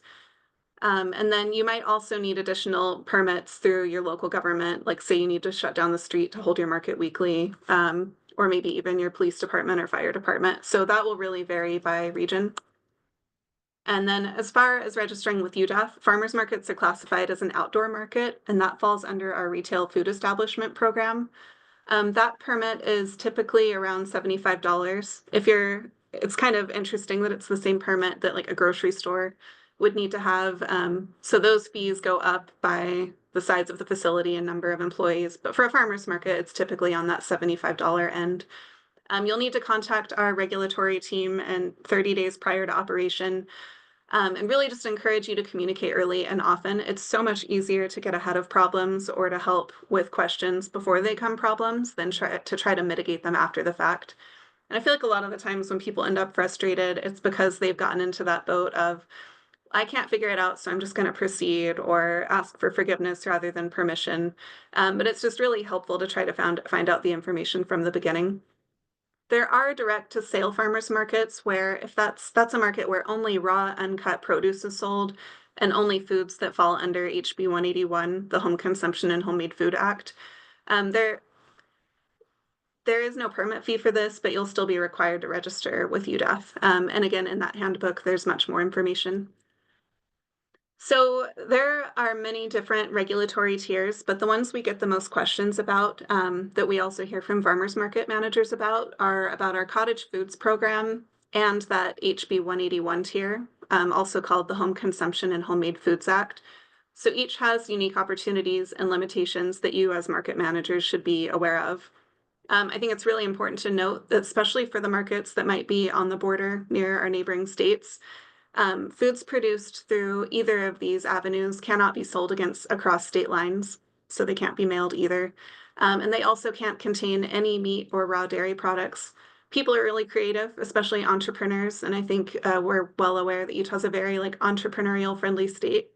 So it's great to have ideas, but we just have to make sure they're done safely. So the cottage foods program, that's one way to make foods legally from home.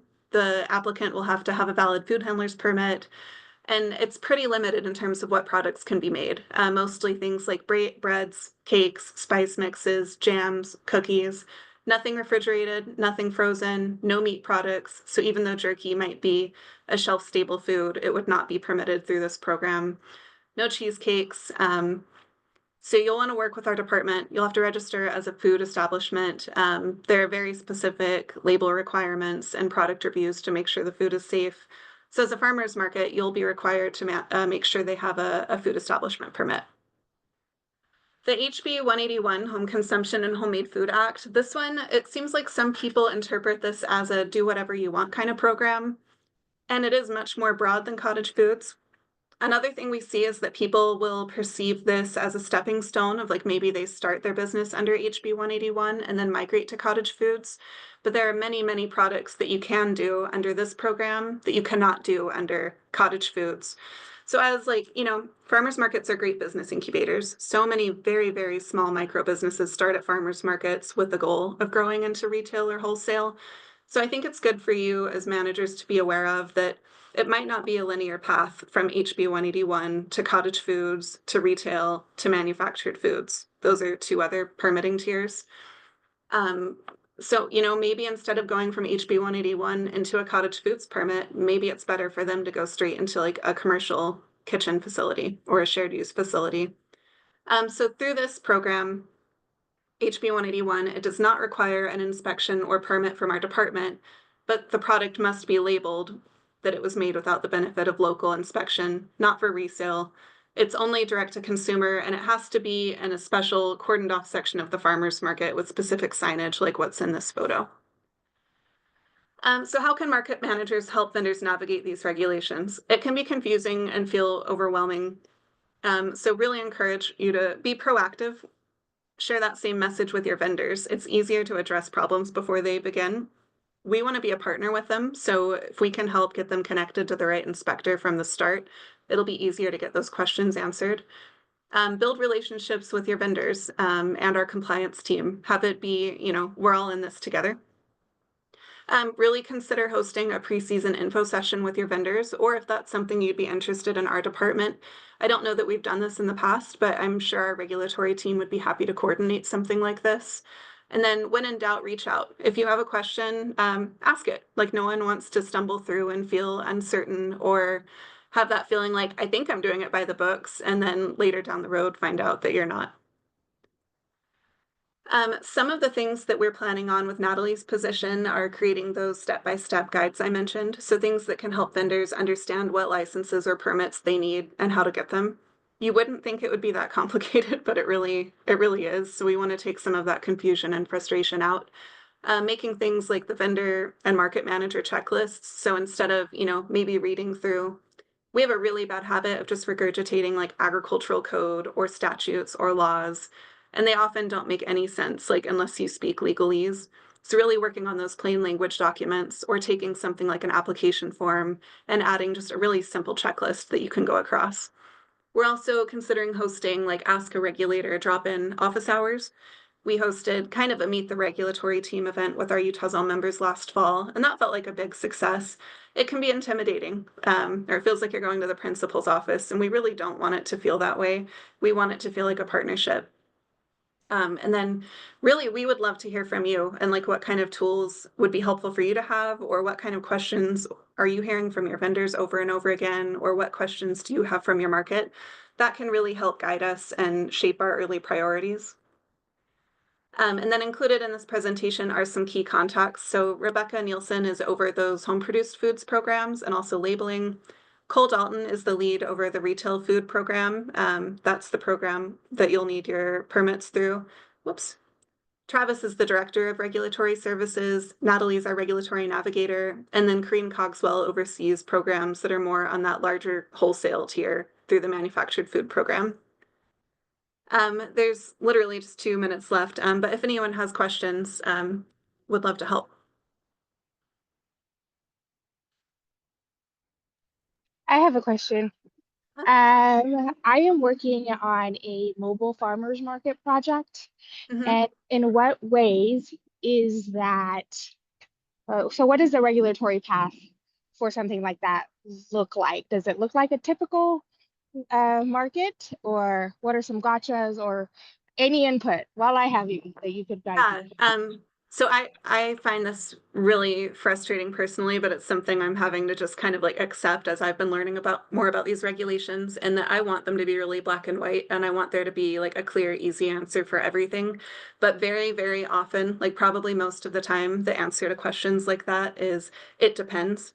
So with the mobile market, it'll depend what kind of products you're selling. It'll depend where you're selling them to. It'll depend where you're storing those products when you're not actively selling. Like mobile markets and online markets do seem like there's been a big influx in the last while. But if you could send me an email, or Natalie, or if you even just email agriculture@utah.gov, that goes to our whole team, we can get you corrected to the right point of contact. We had someone recently ask a question about CSA boxes, and those are typically really straightforward. But then they said, I might want to start including cheese, and then I might want to start including meat, and then I might also want to have them have pickups at different locations. And all of a sudden, you take a very simple business idea, and it gets a lot of complication really fast. But our goal at the department is never to say like, no, you can't do that.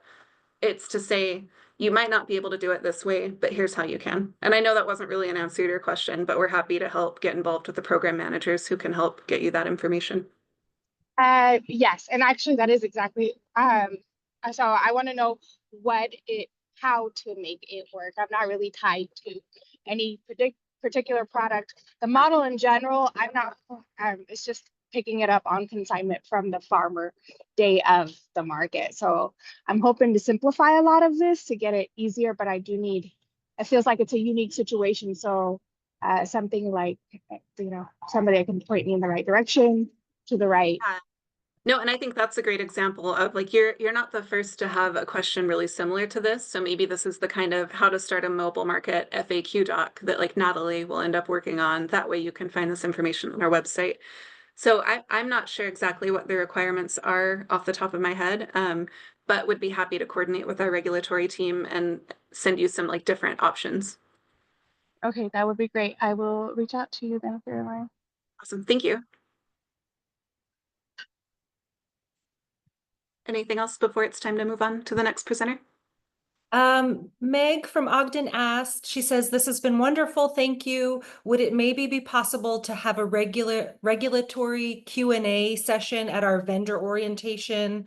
Should I reach out to Natalie to coordinate something like this? Yeah, we would be happy to get our inspection team involved or someone from our team. But I think that would be really helpful. Same thing of like trying to get ahead of those questions before they become problems. And again, I feel like a lot of people are intimidated to talk to our regulatory team directly, but their whole philosophy is educate before you regulate. Like we want to help people understand these things before. No one wants to issue a citation. It would be great if that's not even part of the job going forward. So yeah, we'd be happy to help facilitate that. And again, Yeah. just if you have any ideas or questions or things that are confusing to you, please let us know because that will help us figure out what to focus on.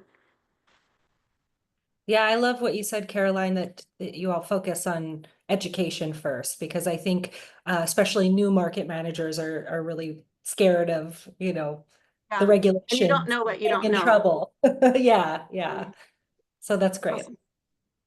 I have Thank a you quick very much. question. Sorry. So I have been having some confusion around all this permit stuff with some of our vendors. Is there like, if I wanted to set up a meeting with someone just to clarify things, could I do that with, was it Rachel that her name is, or would she be the best person to talk to about that? Or who should I like contact about that? I think Natalie would be great to reach out to, and then she could point Okay. you to the right program manager. Because a lot of that, it's that same answer of it depends. Like if you're getting a lot of the cottage foods questions, that'll be one thing. If it's something a little more niche or nuanced, that might be a different program manager. A lot of our regulatory team, they are cross-trained so that they can answer questions from the other programs. But it does seem like when people get frustrated, a lot of that's because they've been bounced around to multiple people. So our goal is to try to get people closer to the right person from the very start. Okay. But if you email nkane, Nkane at utah.gov, you'll get directly connected with Natalie. Okay. Do you guys work with the health departments at all, like in the counties? Our regulatory team does, and they have good connections. And then that's something we're hoping to build more too, because a lot of the questions we get are things that are regulated by the health department, or it might be a business that it's a food truck, but now they're making a bottled product. So how can we both be sharing the same information so that people are getting consistent responses? Yeah, So I 'cause know that's that what relationships exist, but not a ton from our division at this time, but it's something we'd like to build. that'd be great. Because I've been getting like, I've been asking the same questions, but been getting different answers from both people. So That's it's something we hear about confusing. a lot, both like at health departments and within our own department. And there's always going to be some human element of interpretation. Yeah. But again, like working to get that gray area as close to like very dark gray as possible. And it seems like a lot of people who might sell at farmers markets also are trying to sell at those like small scale farm to table type restaurants. And the restaurants might be managed by the health department, but maybe we can help clarify some of those requirements. Okay, awesome. Thank you. Yeah, thank you very much. All right. Thank you, Caroline.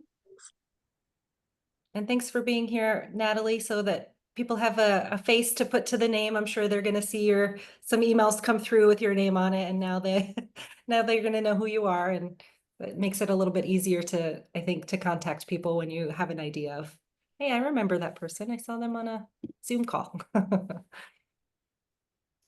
Okay, well, it looks like Bryn is running late, so I'm going to move into oh, there you are, Bryn.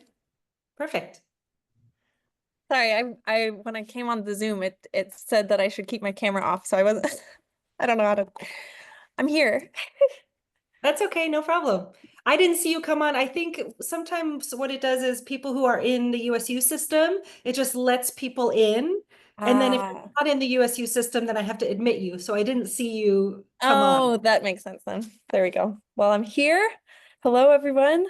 Hi, Natalie and Meg and Adelaide. I know some people on here. It's great to see you guys. I'm gonna share my screen. Let's see if this works. I'm just doing the thing. Does that work? Yep, we can see it. Okay. let me see if I can get my speaker notes. Just give me a quick second to troubleshoot. I know that this is not what people want to watch, but I'm just gonna see. Oh.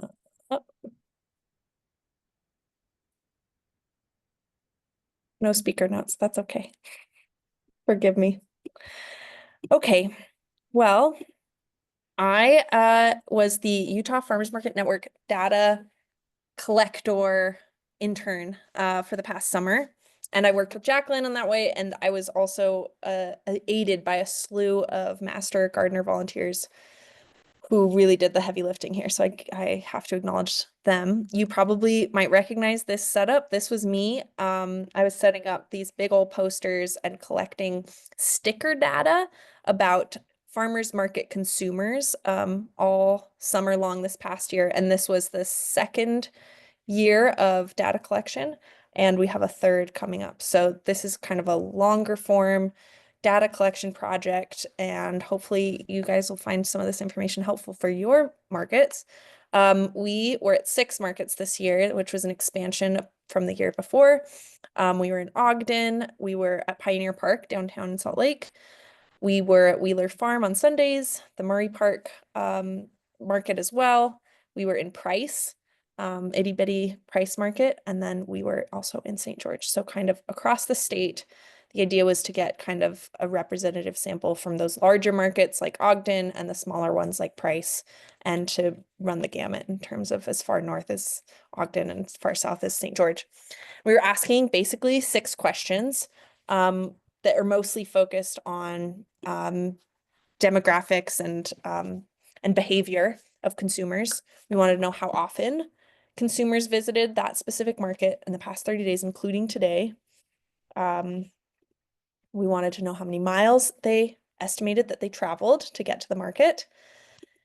We wanted to know how much money they estimated they spent on an average market day.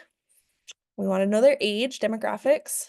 We want to know why they came to the market. And then, because obviously when you're handing out stickers, it's important to include the most sticker-friendly population, which is the kids who otherwise didn't have anywhere to put a sticker. So we also had a poster for the kids to put it. And I'm going to share some of that data. This color-coded according to the market. So I've aggregated the market data, but if you are particularly interested, like Adelaide or Meg might be in their particular market performance, then these are the colors associated with each of these markets on the charts I'm going to show you in the next few slides. And I'm just going to kind of highlight what I find important or interesting about this data.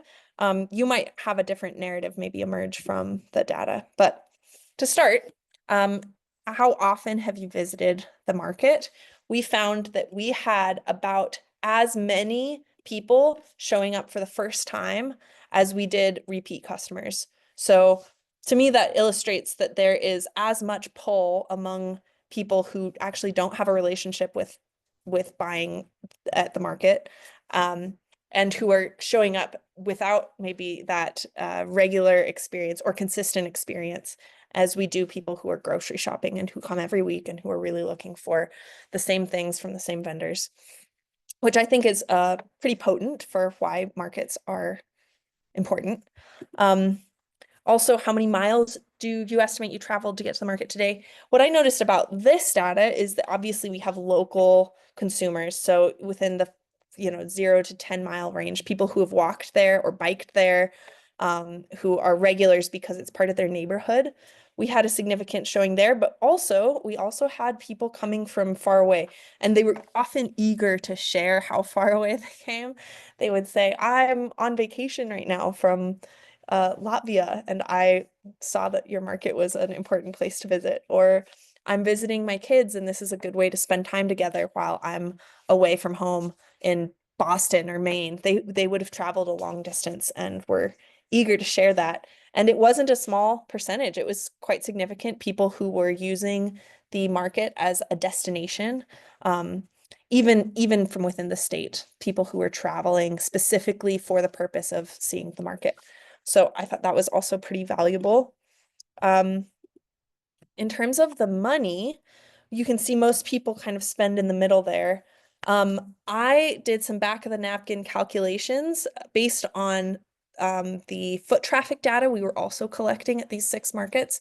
So we had a rough estimate of about how many people were visiting each market all summer long, and we knew this was how much money those people were spending proportionally. And so doing some calculations at only these 6 markets, not including all the many others across the state, there's anywhere between 3.46 million to 7.09 million. And that's just at 6 markets based on this data of about how much they're spending.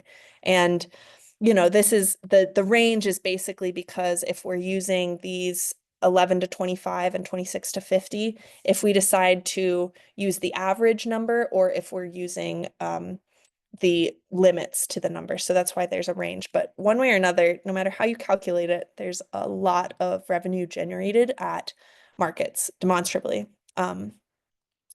We also have this really interesting information at the markets that emphasized farmers first. So for example, I'm looking at you, Adelaide. The Murray Park Farmers Market is farmer forward. They are only for people selling produce essentially, and there's some breads and things, but basically there are no craftsmen, there's no arts. And what's interesting is in this model of a farmer's market, when you emphasize the produce, then you get this really even distribution of age participation. So this is really unusual because, of course, it doesn't actually reflect a population pyramid. You would expect it to be a lot more tapered, but because of the draw of creating an actual grocery store, essentially for people who are really just trying to do their grocery shopping, then you get to pull from a lot of different demographics. It was a lot more diverse population, a lot more older people than you would otherwise expect. And then on the flip side, though, where we have maybe a more even distribution of ages at the other markets that also include craftsmen and artists and other types of vendors, then you see this distribution, and then people come to the market for other reasons. They're there for vibes a lot of times. If you have a younger crowd, they're coming to engage with community, to look around. There's a lot more diversity in the reasons that bring them to the market, which is also really valuable to, I mean, it's apples and oranges. You can encourage either model and it'll just have different results. And then I wanted to share adjacent to the sticker data that I was collecting about consumers, I was also collecting data from the producers themselves. And I got some pretty interesting quotes that I wanted to share that might highlight why we do this, why we're engaged in local community markets. You know, there's a lot that we can say about that sticker data, but I think it's also important to remember the real tangible benefits of those numbers that we put on a chart. And I have to pull up my speaker notes here. Okay, can you still see this? I don't know if this just messed everything up, but I'm just gonna read these quotes for the for this last slide here.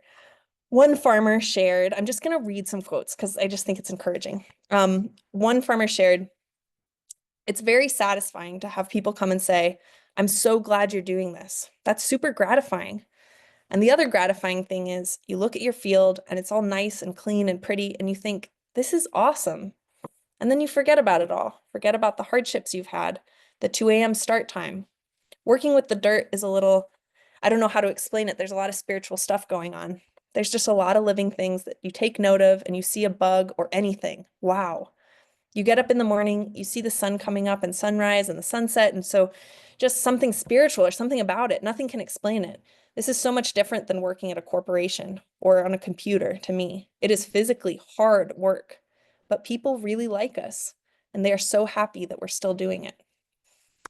Another farmer shared, "There's a lot of understanding in the world that farming is hard and that it is hard work. And I don't know that I ever feel misunderstood.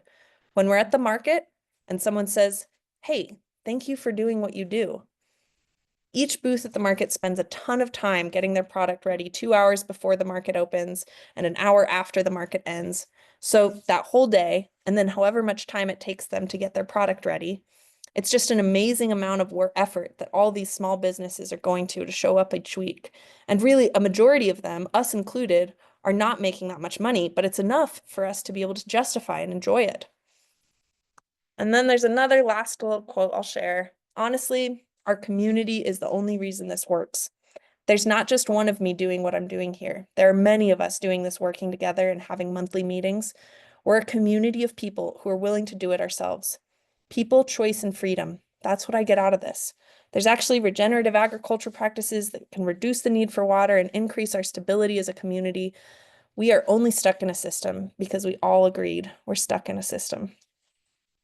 So I just wanted to share some of my other data, so to speak, with you about why we continue to show up at the market, and maybe hopefully you can feel encouraged that what we're doing is fostering community and we're fostering purpose among farmers and consumers who show up and really love to be there. So if you have any questions, I'm eager to answer them. Thanks for listening to my little debrief about the stickers. And if you wanted to include your market in the future, I can talk you through how to set up your own data collection project if you find this kind of thing informational for you, and how you navigate your markets. So thanks. Thank you, Bryn. Meg said in the chat, hi, Bryn, Ogden misses you and your cute dog. We miss you too. My dog's here. She's here for the boot camp. She said, I'm not missing boot camp.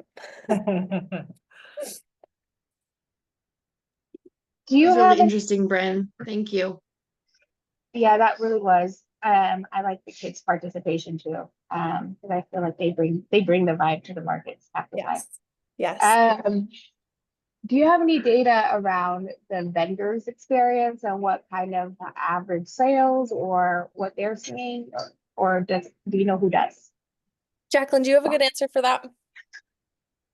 We have data from 2 summers ago from vendors. This last summer, we didn't collect vendor data. We are continuing the project. This is going to be the 3rd year, the final year of this data collection project, and we haven't yet come up with all the questions and things. So collecting information from vendors is going to look a little bit different because we'll have to do different kinds of surveys. But that's definitely something we've done in the past, and I think would be good to continue to do. It's just, I think, a little bit more difficult to get vendor participation, because if we go to the market and try to collect it, that's their busiest time. So trying to reach them outside of market hours is difficult, but during market hours, they're so busy, they don't really have time to do the surveys. So we don't get as much participation from vendors.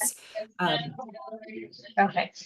But we are going to do those sticker surveys again this summer. Those, I conducted the sticker surveys in St. George, and they are wildly successful. People are really interested. Some of the time it would just kind of run itself. People would come up and just be like, what are these people doing with these stickers? And can I do it? And I'm like, yeah, please come. Yeah.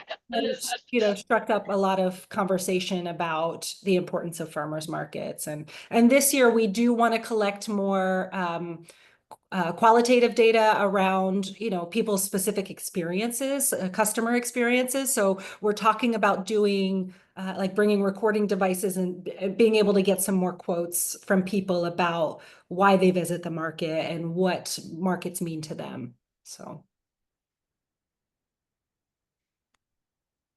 Any other questions? Yeah, is that you sent out the interest form to fill out for that's what this is, right? When so like I filled it out for Provo. We're super interested in doing something like this, and when will we know like if that's something that we're gonna be able to do? So we're going to be doing, so we're trying to figure out, we're bringing on 2 data interns this year, this summer, one for Northern Utah and one for Southern Utah. So once we have them onboarded, then we're going to do trainings, one in Southern Utah and one in the Wasatch Front, for markets that are interested. So that's what that interest form was. So if you put your name on that interest form, we'll be getting in touch with you as soon as we get. So we're hoping April or May to be able to do those, and we'll offer it both virtually and in person, though I think in person will be a little bit easier so you can see how we set it up and all that. But yeah, if anybody is interested in doing their own data collection, we would love to have you be a part of that. I think the more data that we collect, the better. That'll give us a better idea of what's happening statewide. We only have enough funds to do, this summer we're doing 9 markets. So we started with 3 the first year, 6 the second year, and now 9 the third year. But we would love for markets to collect their own data and share their data with us so that we can have a bigger picture of what's happening statewide. Okay. And if we wanted to like collect our own data, who would be a good person to talk to coordinate that with you? You could just reach out to me for that because I'm coordinating the data collection with the new data interns, and we do have a data team that kind of meets, and but for pretty much I'm the point person for that. So you could just email me. Okay. I'll put my in the chat if you don't have it.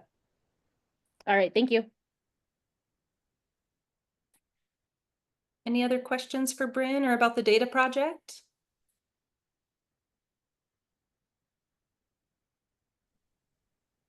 And Mary, yeah, I see you said it made you want to collect data at your market. So I think, I know you're up in Torrey. We should be doing a data collection presentation or training in the Wasatch Front somewhere. I know that's not super close to you. So I think we'll try to do one virtually as well for people who can't make it to the in-person trainings, and hopefully that will be helpful just to show you how we set it up and how we collect the data and input and aggregate all the data.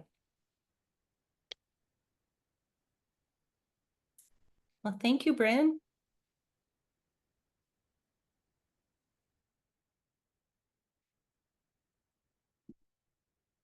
Okay, I'm going to put the link to the Market Manager Handbook in the chat. If you do have your own Market Manager Handbook and you want to pull it out, the physical version, you can follow along with that, or you can pull it up at this link here. And let me pull it up on my screen.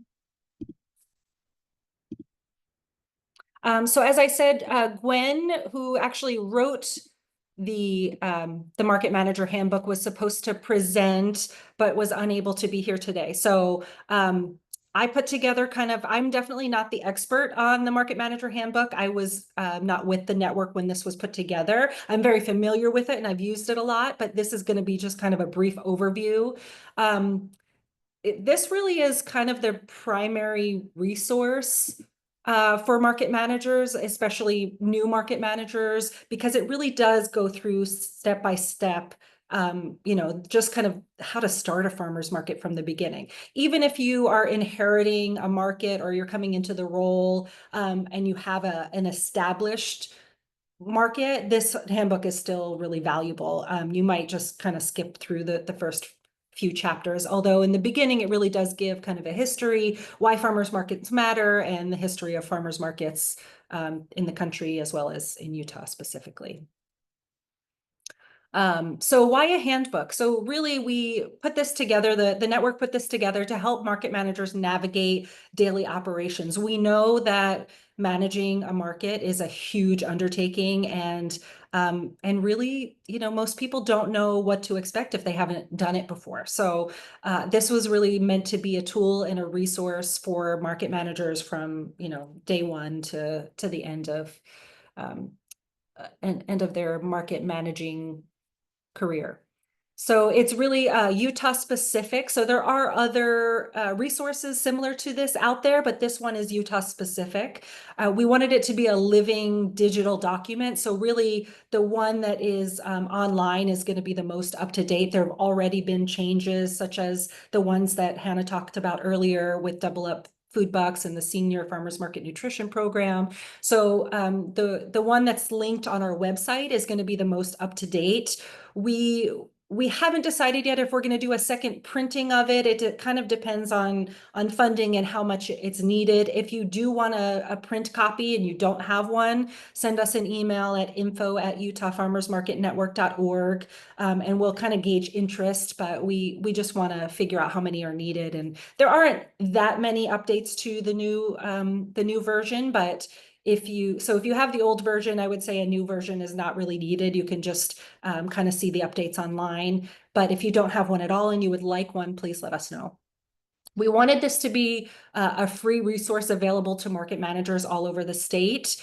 So that's why it's on our website. We did send out, once it was printed in January 2024, and we sent it out to all of our member markets back early last year.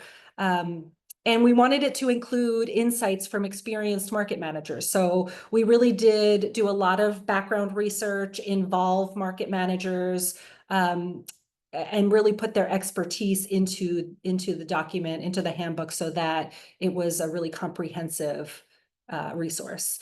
And there's a lot of rules and regulations in there. We know that's one of the biggest things you have questions on, especially from vendors, about how to get, permitting for the park, how to get business licenses, the cottage food, all of that stuff. So all that information is in the handbook.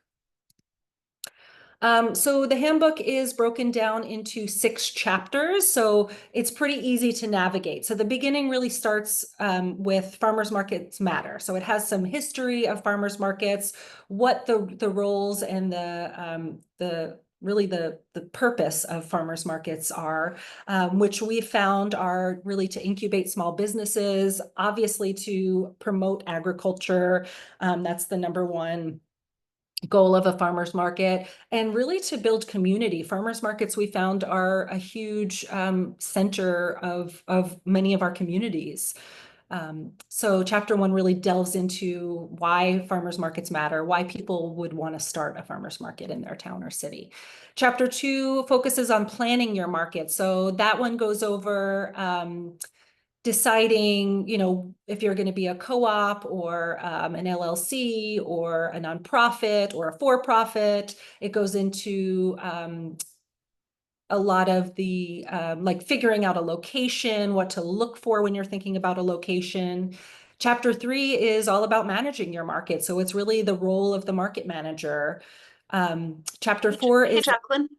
Yes. Sorry to interrupt. Did you want your slides to be showing? Oh, yeah. Are they not? Right now, it's just like the PowerPoint overview. Oh, thank you. Yeah, no problem. Sorry to interrupt. That's okay. Okay, it says it looks like the screen is frozen with the cursor over the slideshow button. Oh, okay. Thank you for letting me know. Let me stop and start the share over again.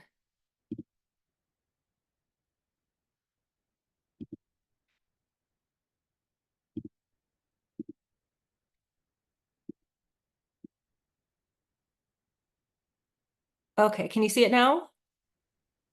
Looks like it's trying. Okay, it's trying. It's a black screen with the word loading. Hmm. If you want to share it to me, I'm happy to present, or you were doing a great job just cruising through. Thank you. I wonder if it's an internet connection issue. I'll put it in the chat if you wouldn't mind sharing it. Mhm.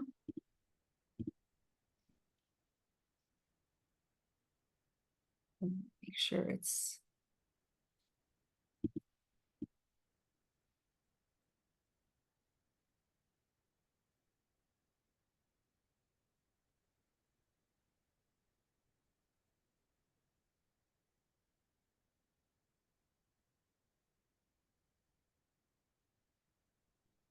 Okay, it should be available now. Perfect.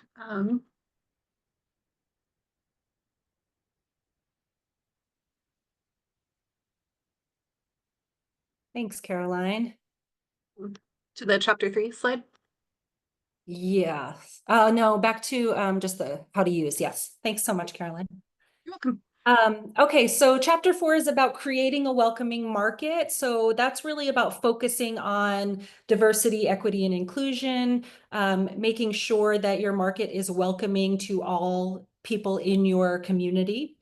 A lot of that is based on, we ran a DEI community of practice in 2021, 2022, with 8 markets around the state. And a lot of the information in there came from that community of practice.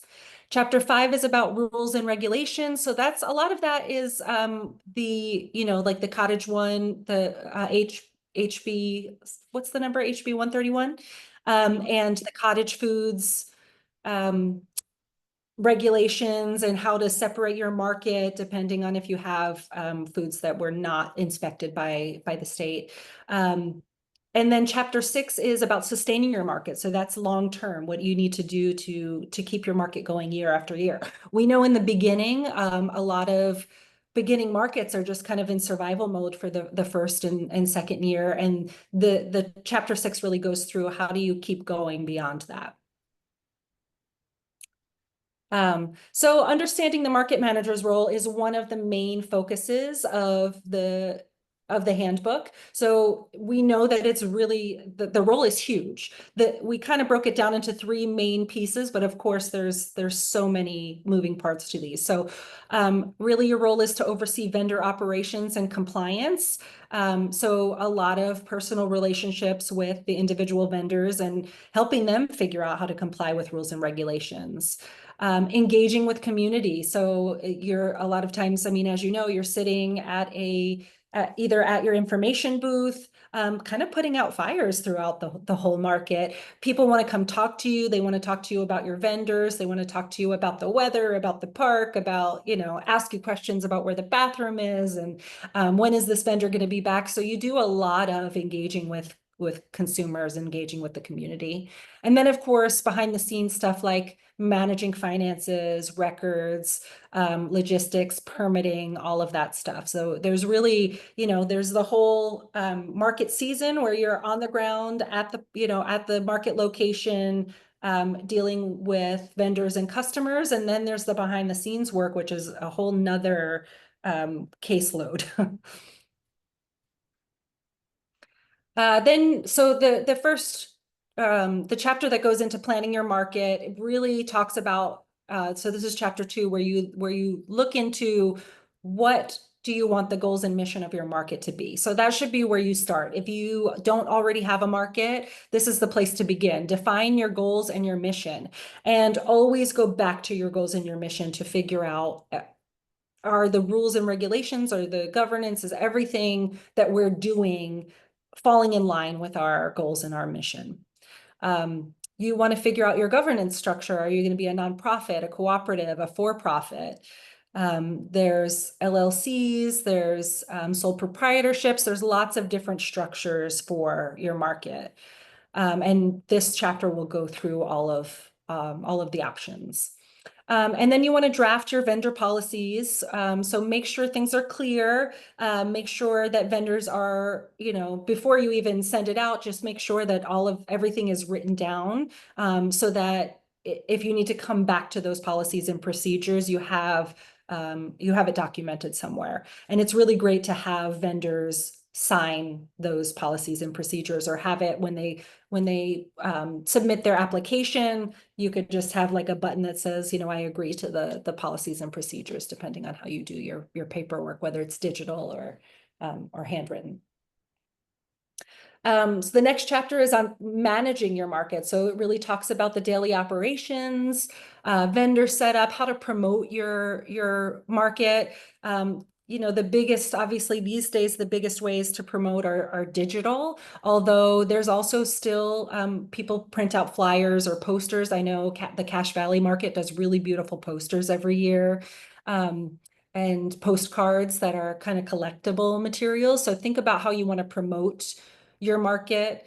And then you want to think about SNAP, Double Up Food Bucks, EBT, what forms of payment you're going to receive. So you're going to need to get set up with Square or some way to receive payments at your market.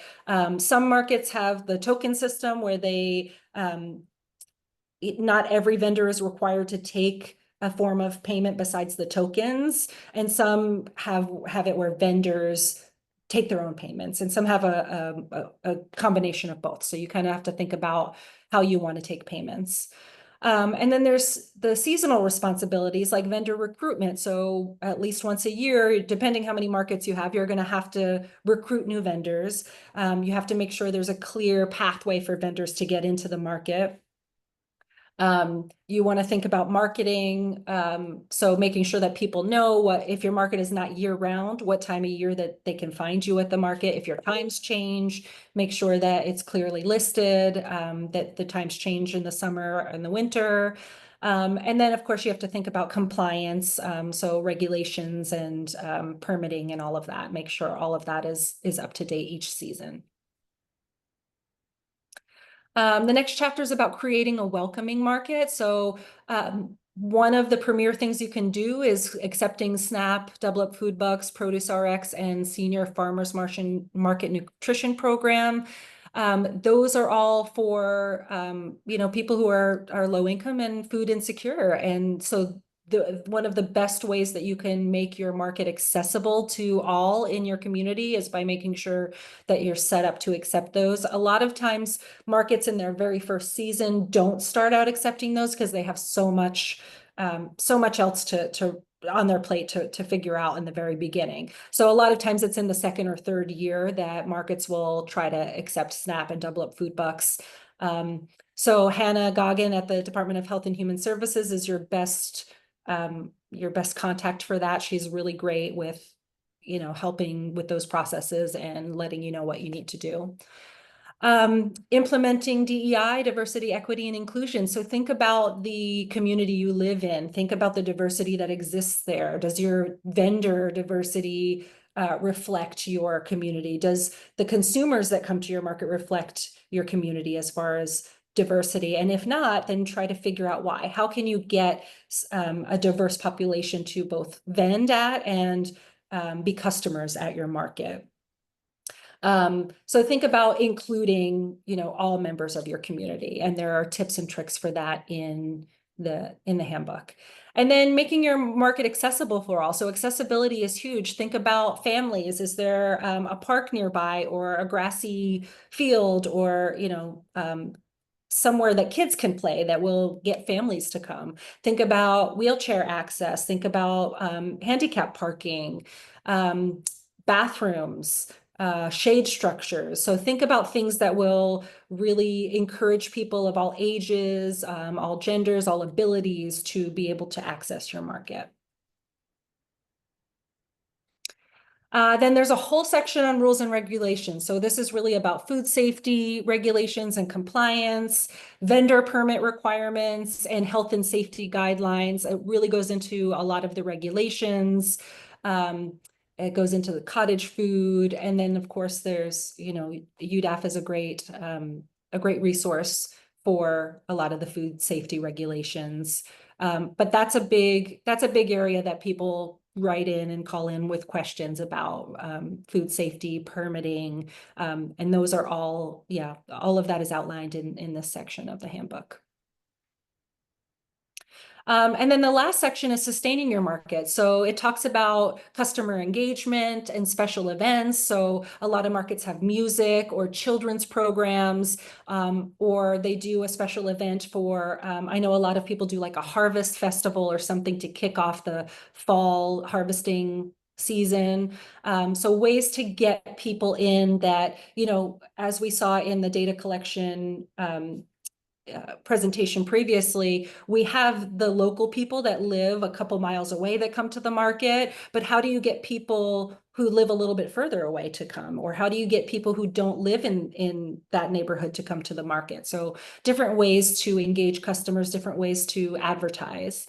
You have to think about fundraising, grants, sponsorships. I know people reach out to local a lot of people have like radio stations sponsor or automobile dealerships or larger businesses and corporations in your area.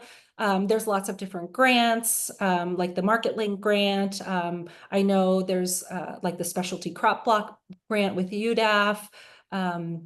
There's USDA Farmers Market Promotion Program grants. So there's lots of different kinds of grants that you can apply for. And then there's sponsorships and just memberships and things like that that you can use for fundraising. Most markets tend to try to cover their operating costs off of the vendor fees, and then they use the fundraising grants and sponsorships to kind of build programs or keep the market sustained. And then you want to think about measuring market performance. So that's where data collection comes in. And it's really great to know, where are people coming from? What is the demographics of the people that are visiting your market? So data collection is great for a micro level and the smaller local level. And it's also great for the macro level to know on a statewide level what is happening statewide with market attendance and the demographics of people who are visiting. How much sales are markets doing? How much revenue is it bringing into the city and the state? There's also information about conflict resolution and market success. So it goes over some common market challenges and solutions, navigating vendor disputes, customer concerns, and then, of course, leveraging Utah Farmers Market Network resources. So we really aim to be the #1 source of support for market managers. You can call us, text us, email us with any questions that you have about your market or managing your market. And if we don't have the answer, then we're happy to connect you with those that do have the answer. So utilizing the network, as I said, is one of your biggest sources of support. There's also the state and federal resources. FMC is the Farmers Market Coalition. They're a national organization that helps farmers markets.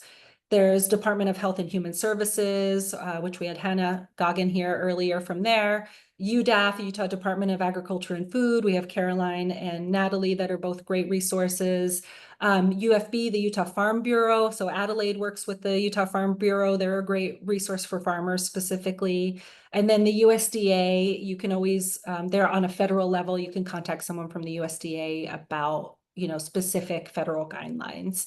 But the network is really your strongest form of support. We have trainings, workshops, networking, monthly newsletters, monthly networking calls, and then these events like the State Day we have once a year, and the forum we have in person once a year.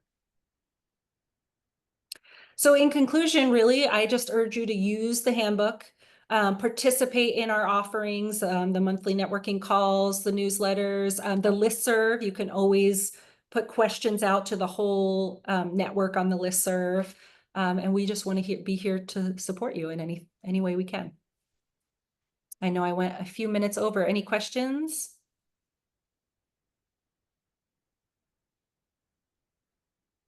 So Melanie says, we have our vendors agree they accept our tokens. If they have their own methods of credit card, debit, someone has gotten tokens from our market, the vendor must accept them and bring them to our booth to exchange for cash. That's great. And I think that really, Melanie, that really helps, like you said, create from a vendor standpoint, that sense of inclusivity of like, it normalizes the use of EBT, SNAP, double up food bucks, and everybody has access to every vendor. So that's great.